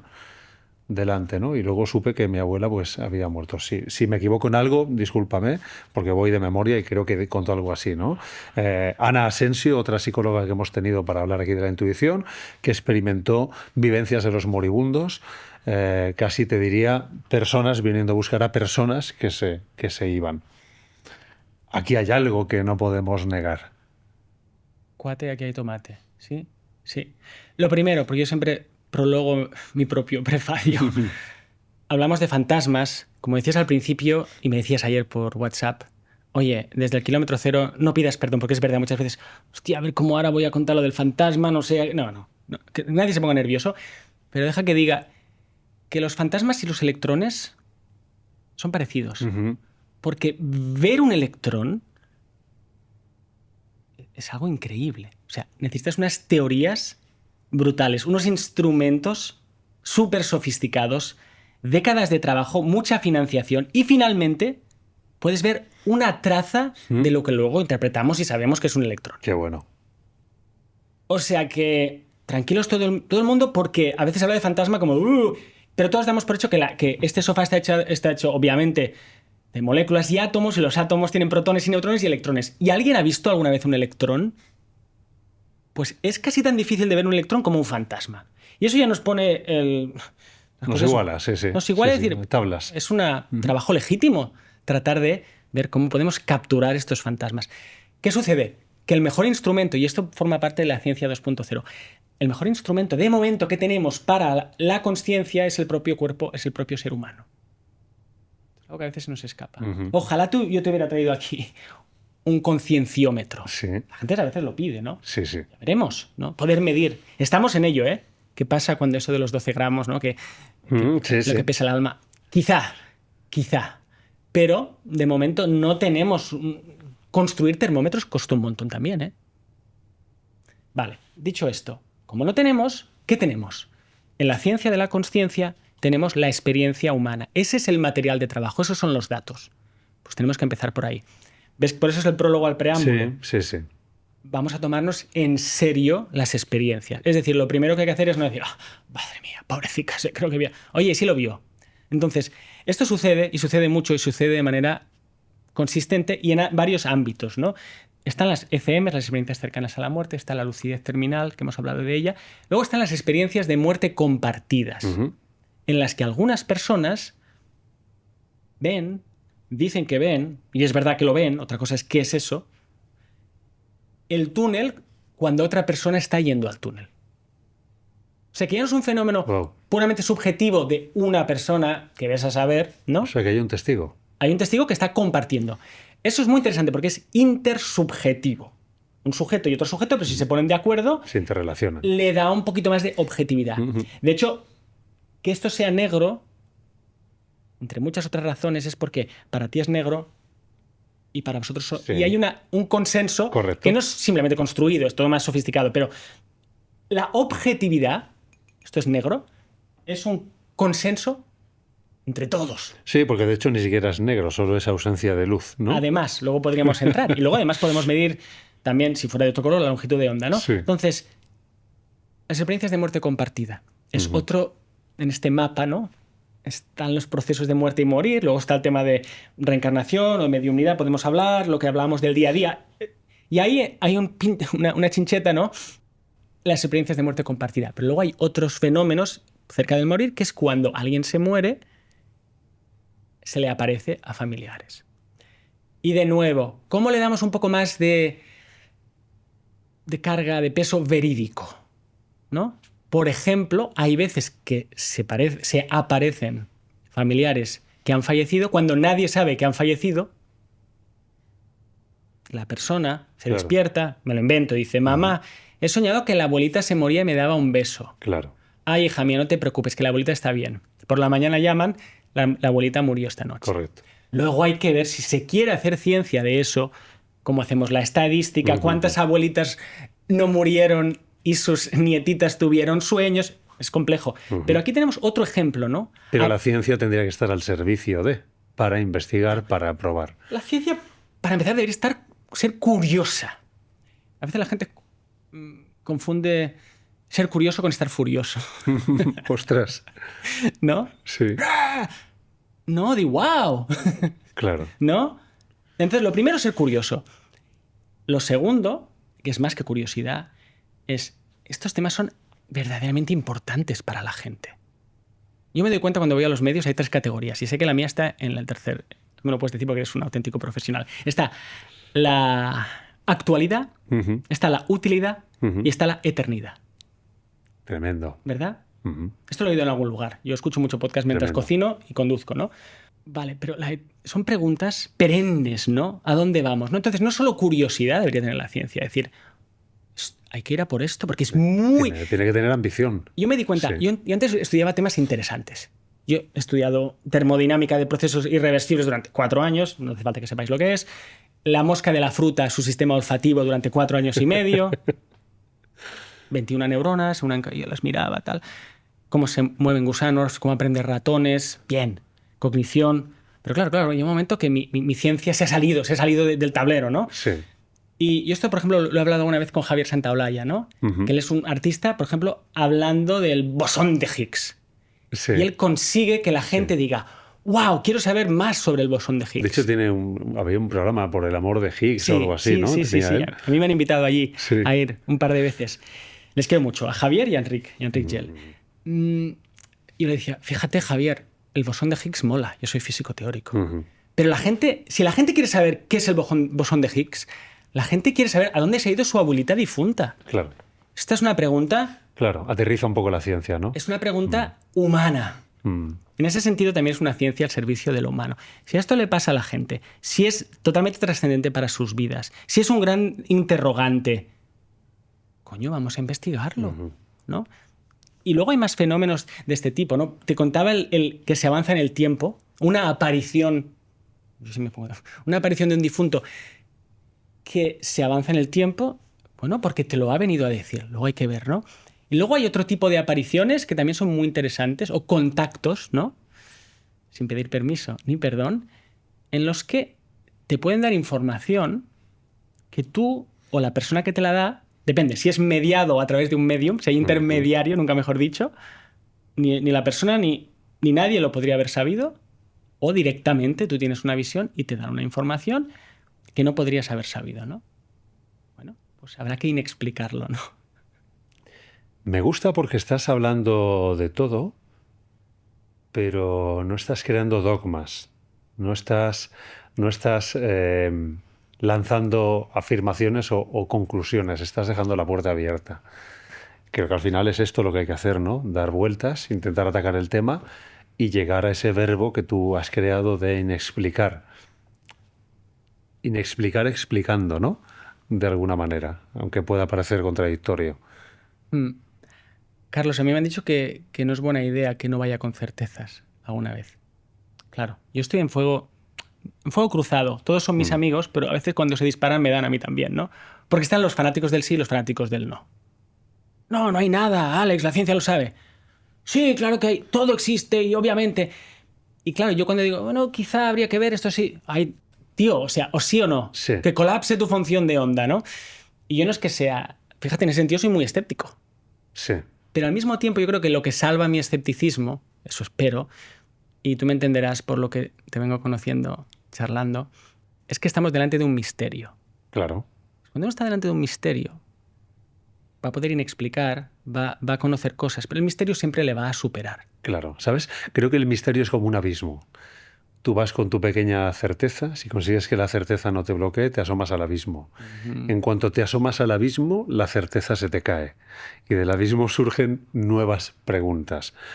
Creo que tiene que ver con aquello de cuanto más sé, menos sé. ¿O no? Sí. Cuanto más conocimiento hay, más ignorante te das cuenta de que eres. Y no estamos acostumbrados a una ciencia, yo a veces lo parodio, lo siento, pero lo voy a hacer. ¿Sabías que en esta parte de tu cerebro es donde se guardan las memorias de cuando tú tomabas un chocolate con tu abuela? Bien. Es como lo del bosón de Higgs. Bien. Pero una ciencia que diga, no sabemos. Coño, ¿cómo que no sabemos? ¿Que eres físico? Dame la respuesta. No, la estoy buscando, te estoy contando que estoy en esta aventura y te puedo contar muchas cosas que sabemos. Pero La ciencia nunca concluye, si no, no es ciencia. La ciencia concluye y dice, esta es la verdad. No, siempre tiene que dejar espacio a la corrección, al cambio, incluso al cambio de paradigma, ¿no? Entonces, yo creo que también hay que hacer una ciencia en los laboratorios, pero luego en los medios, que quite este estereotipo del tío de la bata blanca que te viene a decir la verdad. Y como decía, como tiene esa camiseta Neil deGrasse Tyson, comunicador odioso, ¿no? No hablo de su persona, pero de su estilo, sí. Que dice, esto es verdad, lo dice la ciencia, te guste o no. Eso se tiene que acabar ya. Eso no es ciencia.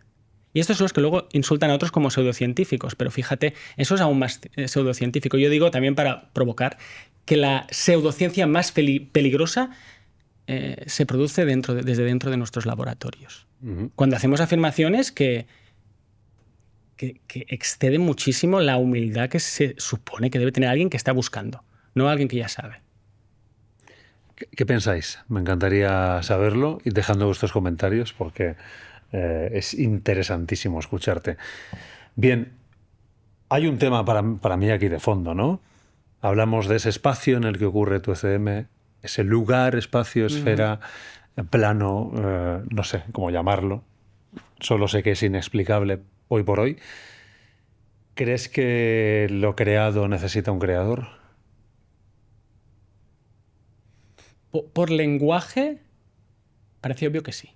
En los términos en los que tú me lo planteas, si algo ha sido creado, habrá te lo alguien que lo habrá creado. De otra manera, ¿crees que lo creado apunta a un creador? Sí, pero el problema de la palabra creador, al menos en nuestro contexto social, y por eso hay que rápido a apuntalarlo, es que como estamos todavía muy divididos por nuestra historia, nuestras creencias, sean los que digan, por supuesto, yo creo en Dios, y los que digan, buf, qué tontería, ya me está hablando del hombre de la nube, ¿sabes? Hay otras maneras de decirlo, igual yo me siento más cómodo hablando de una inteligencia primera, por ejemplo, ¿no? Comprendo. Y no es un seudónimo ni un eufemismo. Sí. Incluso, te diré, y aquí me voy a poner místico, teológico, rápido, sin tener ninguna acreditación, ¿no? A mí me gusta pensar que la creación se da continuamente. Creo que es así. Creo que la naturaleza del cosmos es creativo ahora. No que alguien lo puso en marcha, lo creó y luego lo dejó correr, sino que solo hay que... Mira, esto yo lo aprendí, creo, cuando pasé de la física teórica a la biología. Cuando tú miras por un microscopio un ser vivo, procesos vitales, eso cómo está en marcha. O cuando tú eres padre, ¿no? Y ves cómo de aquí sale un ser. Esa creación, yo es que soy muy bergsoniano, uno de mis filósofos favoritos es Henri Bergson, y él habla de la evolución creadora, que siempre está todo creándose. Y fíjate, te digo que me pongo un poco filosófico porque creo que el futuro, aunque tengamos sueños premonitorios, el futuro no está fijo, no existe como algo ya dado. O sea, creo que hay verdadera creatividad. Qué bueno. No solo humana, sino sí. Un pájaro también pero la tiene. Me encanta lo que dices, ¿no? Porque creo que es sello de quien pudo crearnos. Te planteo un dilema, lo he pensado muchas veces. Sabes que existe el evolucionismo y el creacionismo, ¿no? Como dos corrientes. Yo siempre he buscado, como un poco antisistema que soy de base, cómo casar eso. Digo, bueno, pues yo podría ser igual creacionista y evolucionista. Porque si yo le pregunto a alguien que crea en Dios, oye, ¿tú crees que Dios ha creado el león? Me va a decir que sí. Pero el león, antes de ser león, ha sido muchas cosas. Por tanto, hace falta un proceso de cocinado que es un durante. La creación no es un evento, sino es un proceso, de acuerdo a lo que tú estás diciendo, ¿no? Y toda esta marca, toda esta seña de identidad está en todo lo que tú dices, en el ave que evoluciona, en ese nido que construye, ¿no? En el dibujo del pez globo, que es casi una obra de los dioses para atraer en las ideas, ¿no? En el ser humano, en lo que somos, ¿no? La creación efectivamente es un proceso que no tiene fin. No tiene fin, solo tiene un ir hacia adelante. Para mí lo veo así, completamente. Aunque más de uno igual no esté de acuerdo o no lo entienda así. Sí.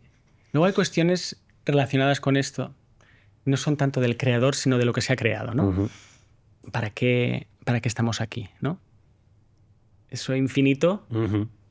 parece que ha decidido hacer un experimento muy curioso, ¿no? Que es cómo lo infinito puede ingresar en lo finito, ¿no? Y Ujú. eso somos nosotros. Eso somos nosotros. O sea, uno también podría preguntarse, bueno, sí, hay una creación, pero ¿para qué? ¿Qué necesidad había, no? Sé que es un poco antropomórfico, pero bueno, ¿qué necesidad había de montar este tinglado del cosmos, Sí, no? sí, Bueno, para que lo infinito pueda experimentarse a través de lo finito que somos claro. nosotros. Y de hecho la ciencia también no prueba ni demuestra, pero también apunta hacia allí. Pero divide y vencerás. Y entonces ha sido Ujú. muy, muy útil decir, no, por un lado están... Crear como partidos políticos muy polarizados, ¿no? O sea, de nuevo, recuerda, si, y a mí yo lo entendí así. Si quiero ser un buen científico, tengo que hacerme de muchos otros partidos. Tengo que ser materialista, ateo, incluso cuanto más beligerante mejor, escéptico, de estos escépticos que dudan de todo menos de sus Ujú. propios. O sea, te venden un pack. Un traje. Hay que desmontar el traje. Y cuando uno desmontas el traje, y en las religiones también tienen curro, ¿eh? También, También hay que también, también. desmontar, También hay un ¿no? traje en cada una. Y Sí, de sí. hecho, yo creo que la religión 2.0, tanto que hablo de 2.0, ¿no? La ciencia 2.0, la religión 2.0 va a tener que volver al individuo. No digo que no esté organizada socialmente. Necesitamos instituciones, tenemos un problemón. Tenemos un problemón. Pero va a tener que volver a la experiencia. Por eso yo apelo a la experiencia de cada uno, el empoderamiento de la Ujú. experiencia de cada uno. Y yo creo que desde ahí una ciencia no con una ciencia, no, unas ciencias con unas religiones, porque hay muchas, como hacía Paniker, ¿no? Nuestro gran Raymond Paniker, ¿no? Que trataba de integrar, y no era postureo, ¿no? Ujú. Él hablaba no hablaba del Cristo del hinduismo. Sí, sí. Bueno, es que mira, esto también pasa en la ciencia de la consciencia. Perdona que salte. Lo que toca ahora es un pluralismo. Pluralismo. Lo que toca ahora es justicia epistémica, sé que son conceptos así, ¿no? Pero episteme es cómo conoces, los modos que tienes de conocer la realidad. Bueno, justicia, porque solo había uno y ahora llegamos a la transición. Se ha acabado que solo mande uno por decreto, ¿no? Ujú. Y ahora se necesita un pluralismo. Y eso, y hacia ahí acabo el libro cuando digo, antes cuando hablábamos del vacío y se llena, ojo con que se llena. Totalmente de acuerdo. Ojo con que se llena. Ahora hay que... Qué buena noticia, ya podemos hablar de esto. Tú me invitas aquí, te lo agradezco muchísimo. Sin los podcasts, esta revolución no habría sucedido, Ujú. porque en un mensaje enlatado, ultra editado y a veces tergiversado de 12 segundos en la televisión, que también me gusta ir, no es posible desplegar todo lo que hemos hablado hoy, ¿no? Sin los podcasts eso no habría pasado, pero ahora tenemos una responsabilidad, hay que celebrar, hay que tomar una copa de cava, ¿no? Y dice, hay que hacer esto muy bien ahora. Porque como caigamos en los mismos vicios de siempre, que en inglés se dice plantar la bandera, ¿no? Ujú. Hemos sacado la bandera del materialismo y ahora viene otro y dice, no, esta es la nueva verdad. No. Y eso es ciencia 2.0 y religión 2.0. Yo durante mucho tiempo yo ya no voy a reuniones donde todos son físicos o todos son neurocientíficos. Eso me aburre muchísimo. En la frontera, ¿sabes qué meetings hay en la frontera? Y es literal, ¿eh? No te pongo ejemplos por inventármelos.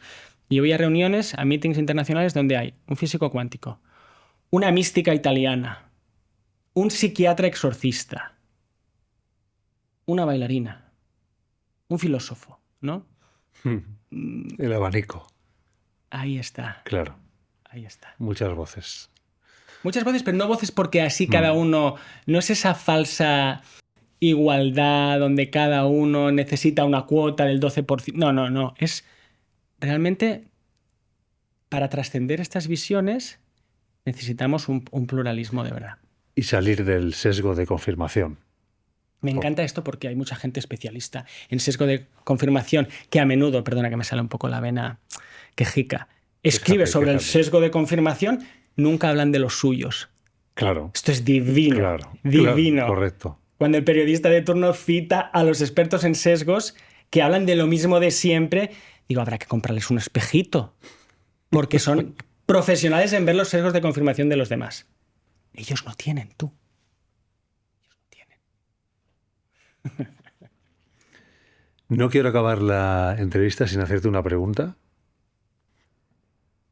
Viste tres figuras. Ujú, Has dicho que sabías quiénes ujú. eran. ¿Quiénes eran? Uno es Jesucristo. Wow. Sí, bonita sorpresa, ¿eh? Sí, Y ahora no me la esperaba, ¿eh? mis acciones científicas. ¡No, claro! Ahora lo entendemos. Este tío en el fondo es un católico escondido que. No, resulta que no. Resulta que no. Resulta que no. Resulta que no. Pero yo creo que Cristo ha sido una figura, quizá la figura histórica más importante de la historia de la humanidad que conozcamos, ¿no? Y en cualquier caso, ahí estaba, ahí estaba. Bueno, yo lo reconocí, le reconocí por su Cabello. cabello, ¿no? Que igual era el guitarrista de AC/DC, pero no, yo sabía, porque te he dicho que ahí sabía, ¿no? Sí, uno era Cristo. Y los otros dos son dos guías espirituales, gurús de la India muy potentes. Uno se llama Sri Aurobindo. Ujú. Yo he estado allí en la India donde él estuvo. Buah. Este hombre fue un indio educado en Inglaterra, una educación selecta, que luego volvió, fue un revolucionario político, luego se retiró muchos años en su habitación a escribir y meditar, y más que meditar, porque no era el mindfulness de las 6 de la tarde con un inciencito, ¿eh?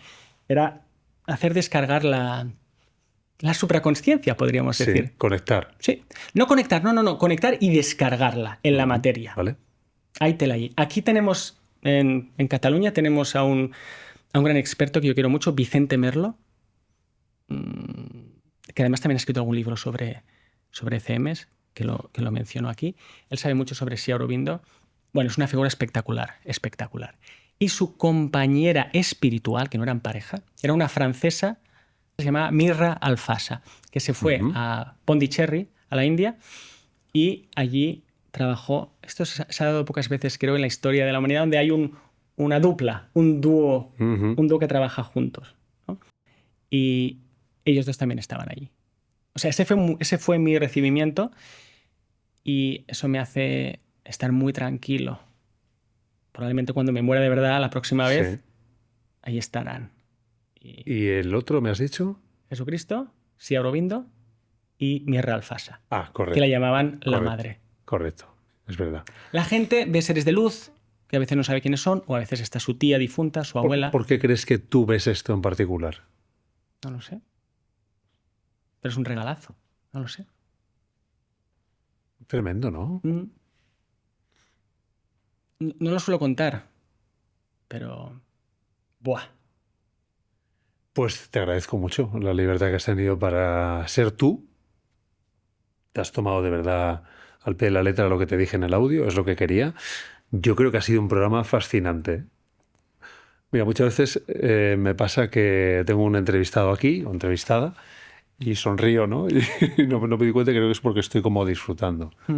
Ese niño que tengo dentro que se hace preguntas y que busca respuestas todos los días, pues te iba a decir que tiene más respuestas, no tiene más preguntas, pero es parte de la razón de ser y te estoy muy agradecido porque a ver si nos permite esto que dices, por lo menos pensar, como creo que decía, creo que era Iker Jiménez en su programa, juzguen ustedes mismos. Algo así. ¿Me explicas qué es lo que has traído antes de ir a las dos últimas preguntas? Sí. ¿Sí? Sí, por favor. Y te quiero decir una cosa que no quiero que se me olvide. Dímela. Te la digo luego si quieres. Cuatro aprendizajes. Es que es muy bueno decirlo. ¿Los digo en un momentito? Sí, Te por doy favor. esto. Sí. Vale. Que tú eres el jefe. No, que va. Aquí esto es un Porque al toma y final, daca. es verdad, más preguntas, pero yo he aprendido 4 cosas en este viaje. Viaje personal y profesional. Y me gusta decirlas y resumidas y creo que al final está bien. La primera, todos sabemos que nos vamos a morir, pero muchas veces lo sabemos de aquí. Cuando te pasa algo así, lo sientes aquí. Ostras, que va en serio. O sea, aviso número 1, os vais a morir.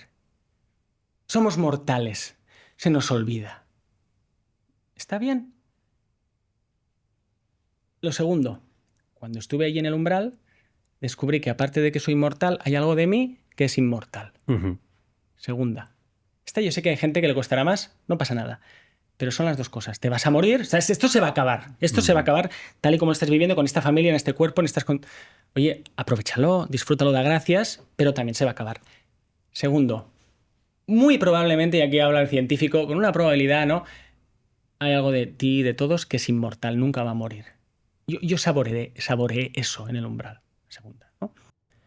La tercera es que la transición entre la vida y la muerte, el umbral, el morirse, la transición, es una experiencia maravillosa. Maravillosa. De las más bonitas que vas a tener en tu vida. Si no la has tenido, tendrás que fiar o no te fíes. Los que la hemos tenido, si haces un ranking de tus 10 experiencias o tus 3 o tus 5 experiencias más increíbles de tu vida, la ECM está en el número 1, 2 o 3. O sea que es una experiencia muy bonita. Y la cuarta, que siempre hay que decir después de esta, porque tampoco estoy invitando a la gente a que lo pruebe, ya os llegará el momento, es que hay vida antes de la muerte. Como creo que decía Punset, ¿no? Y por eso las ECMs no es solo sobre el más allá y ay, qué curiosidad. No, es sobre el más acá. Sobre que somos mortales, somos inmortales, la transición es maravillosa y coño, vive porque la vida es un milagro y un misterio. Este es mi alegato final. Así sea. Así sea. Qué bueno. Muchas gracias. Te he traído dos cosas pequeñitas. Genial. La primera... Bueno, te lo puedo dar. Claro. Sí, por favor. Hay dos cositas. Saca la más grande primero. Venga. ¿Es esta? No. No. No he visto nada. Estoy quitando un papelillo, como un papel de fumar, casi casi. Sí. Vale. Muy chulo. Es un prisma. Es un prisma. Wow. Es mi metáfora favorita de lo que es un cerebro. Aquí tenéis. La luz blanca incide en el prisma y el prisma lo que hace es que la refleja y la refracta. Sí. Esto que vemos en el arco iris, Sí. es la atmósfera haciendo de prisma. Los prismas se utilizan científicamente y lo estudiaban también Goethe y Newton para ver las propiedades de la luz. Y salen todos los colores, ¿verdad? Salen todos los colores. Entonces, la pregunta aquí es, ¿el prisma produce el rojo o lo permite? Ah, buenísimo. ¿Verdad? El rojo estaba en la luz blanca. ¿Cuál es el trabajo del prisma? Filtrar, hacer que se exprese. Para mí representa muy bien, metafóricamente, lo que es este órgano maravilloso que es el cerebro, pero también lo que es la luz de la consciencia, el prisma. Una herramienta. Una herramienta, sí. Qué bueno. Y aquí veo como una especie de colgante con una mariposa, ¿verdad? Sí. Y esto lo he encontrado cuando yo estuve en el hospital. Pues bueno, no sé si es una mariposa. ¿No? Es un angelito. Es un angelito. Ah, mira, sí. ¿Verdad? Pero son como lo quieras ver. ¿Es verdad? Sí. He traído algo como más físico el prisma y algo un poquito más así. Pero no es cualquier angelito. Cuando yo estuve en el hospital y me dieron el alta, hace 5 años casi ya, mi mujer, que es una maravilla y está en todo, también dijo, sería muy bonito hacerle un regalo al personal sanitario que ha estado allí. Que no hemos hablado de ellos, ni de ellas, sobre todo, ¿no? Las mujeres, por decirlo así, literalmente, que me limpiaban el culo cuando yo no me podía levantar de la cama. El personal sanitario que, como digo en el libro, aguanta a sus espaldas el edificio quebrado de la sanidad pública. Totalmente. No solo eso, sino que además son las que saben realmente de estas experiencias porque están ahí, en las trincheras, ¿no? Bueno, pues compramos un montón de estos angelitos, no sé, 20, 30, 40, y los regalamos a quien pudimos antes de... Porque te dan el alta y te vas y no te da tiempo, ¿no? Qué chulo. Y yo tengo una guardada, y encontré una y pensé, te la voy a traer a ti como un poco reliquia. Qué guay. Reliquia de mi paso por ahí, también para darte las gracias, porque como te decía antes, y no es peloteo, sin podcast como el tuyo, y la ciencia 2.0 no va a suceder. Y entonces muchas gracias por dar voz a esta... Gracias a ti. Ojalá participemos de ese nuevo camino, ¿no? De ese nuevo viaje que toca recorrer. Las dos preguntas para acabar. Ok. La primera está más que respondida, pero bueno, ¿cómo esperas la certeza de la muerte? Entiendo que ahora con tranquilidad, ¿no? Pero respóndeme tú. No me quiero morir. Obvio. Primero, no me quiero morir. Tengo muchas cosas muy bonitas por hacer, pero la espero con mucha curiosidad. O sea, mi miedo se ha transformado en curiosidad. Cuando venga el momento, habrá que ver, luego hay que verse en el momento, ¿no? Pero cuando venga es como, ok, llegó la hora. Abróchense los cinturones y vamos a ver qué pasa. Ojalá pase tarde, de aquí muchos años, y sin dolor, ¿no? No queremos morirnos con dolor y solos, pero cuando llegue estaré muy atento, porque creo que va a ser una pasada el viaje a la otra dimensión. Estoy de acuerdo. Comparto también esa visión. Y por último, ¿cómo te gustaría que te recuerden cuando ya no estés? Porque además tú eres una persona que estás dejando muchas cosas, tanto en redes, ahora un libro, enseñanzas a personas, a tus hijas. ¿Cómo deseas que te recuerden cuando ya no estés? Pues que, sobre todo pienso en mis hijas, que les quise lo mejor que supe. O sea, como una persona que les amó Que al les máximo. amó lo máximo que fue capaz. Porque cuando uno es padre, a veces, a menudo se da cuenta, aquí he reñido de más, aquí no he estado atento, lo estaré haciendo bien, ¿no? Y el otro día me iba a dormir y pensaba, sí, tienes muchas ideas, tal cual, pero ¿cómo vas de amor? ¿Cómo está tu amorímetro? ¿No? Mm. Y me queda trabajo por hacer. Pero aparte de un tío que contaba cosas interesantes y que investigó esto y tal, y que era valiente, lo que tú quieras, pero alguien que amó y sobre todo a su familia. Porque además, yo creo que nos reencontraremos, ¿eh? No nosotros, que también, sino con ellos. Pero lo que les queda a los que se quedan es el amor que tú les has ofrecido, ¿no? Realmente eso es lo que les va a quedar. Así que ojalá dure mucho esa llama de decir, wow, es que el papá o el abuelo ¡buah! Nos quiso, ¿eh? Nos quiso. Así sea. Gracias por habernos visto una semana más. La semana que viene nos vemos y en nombre de todos vosotros y vosotras yo le doy las gracias a Alex por haber venido. Gracias, tío. Un placer. Súper interesante. Gracias. Muchas gracias.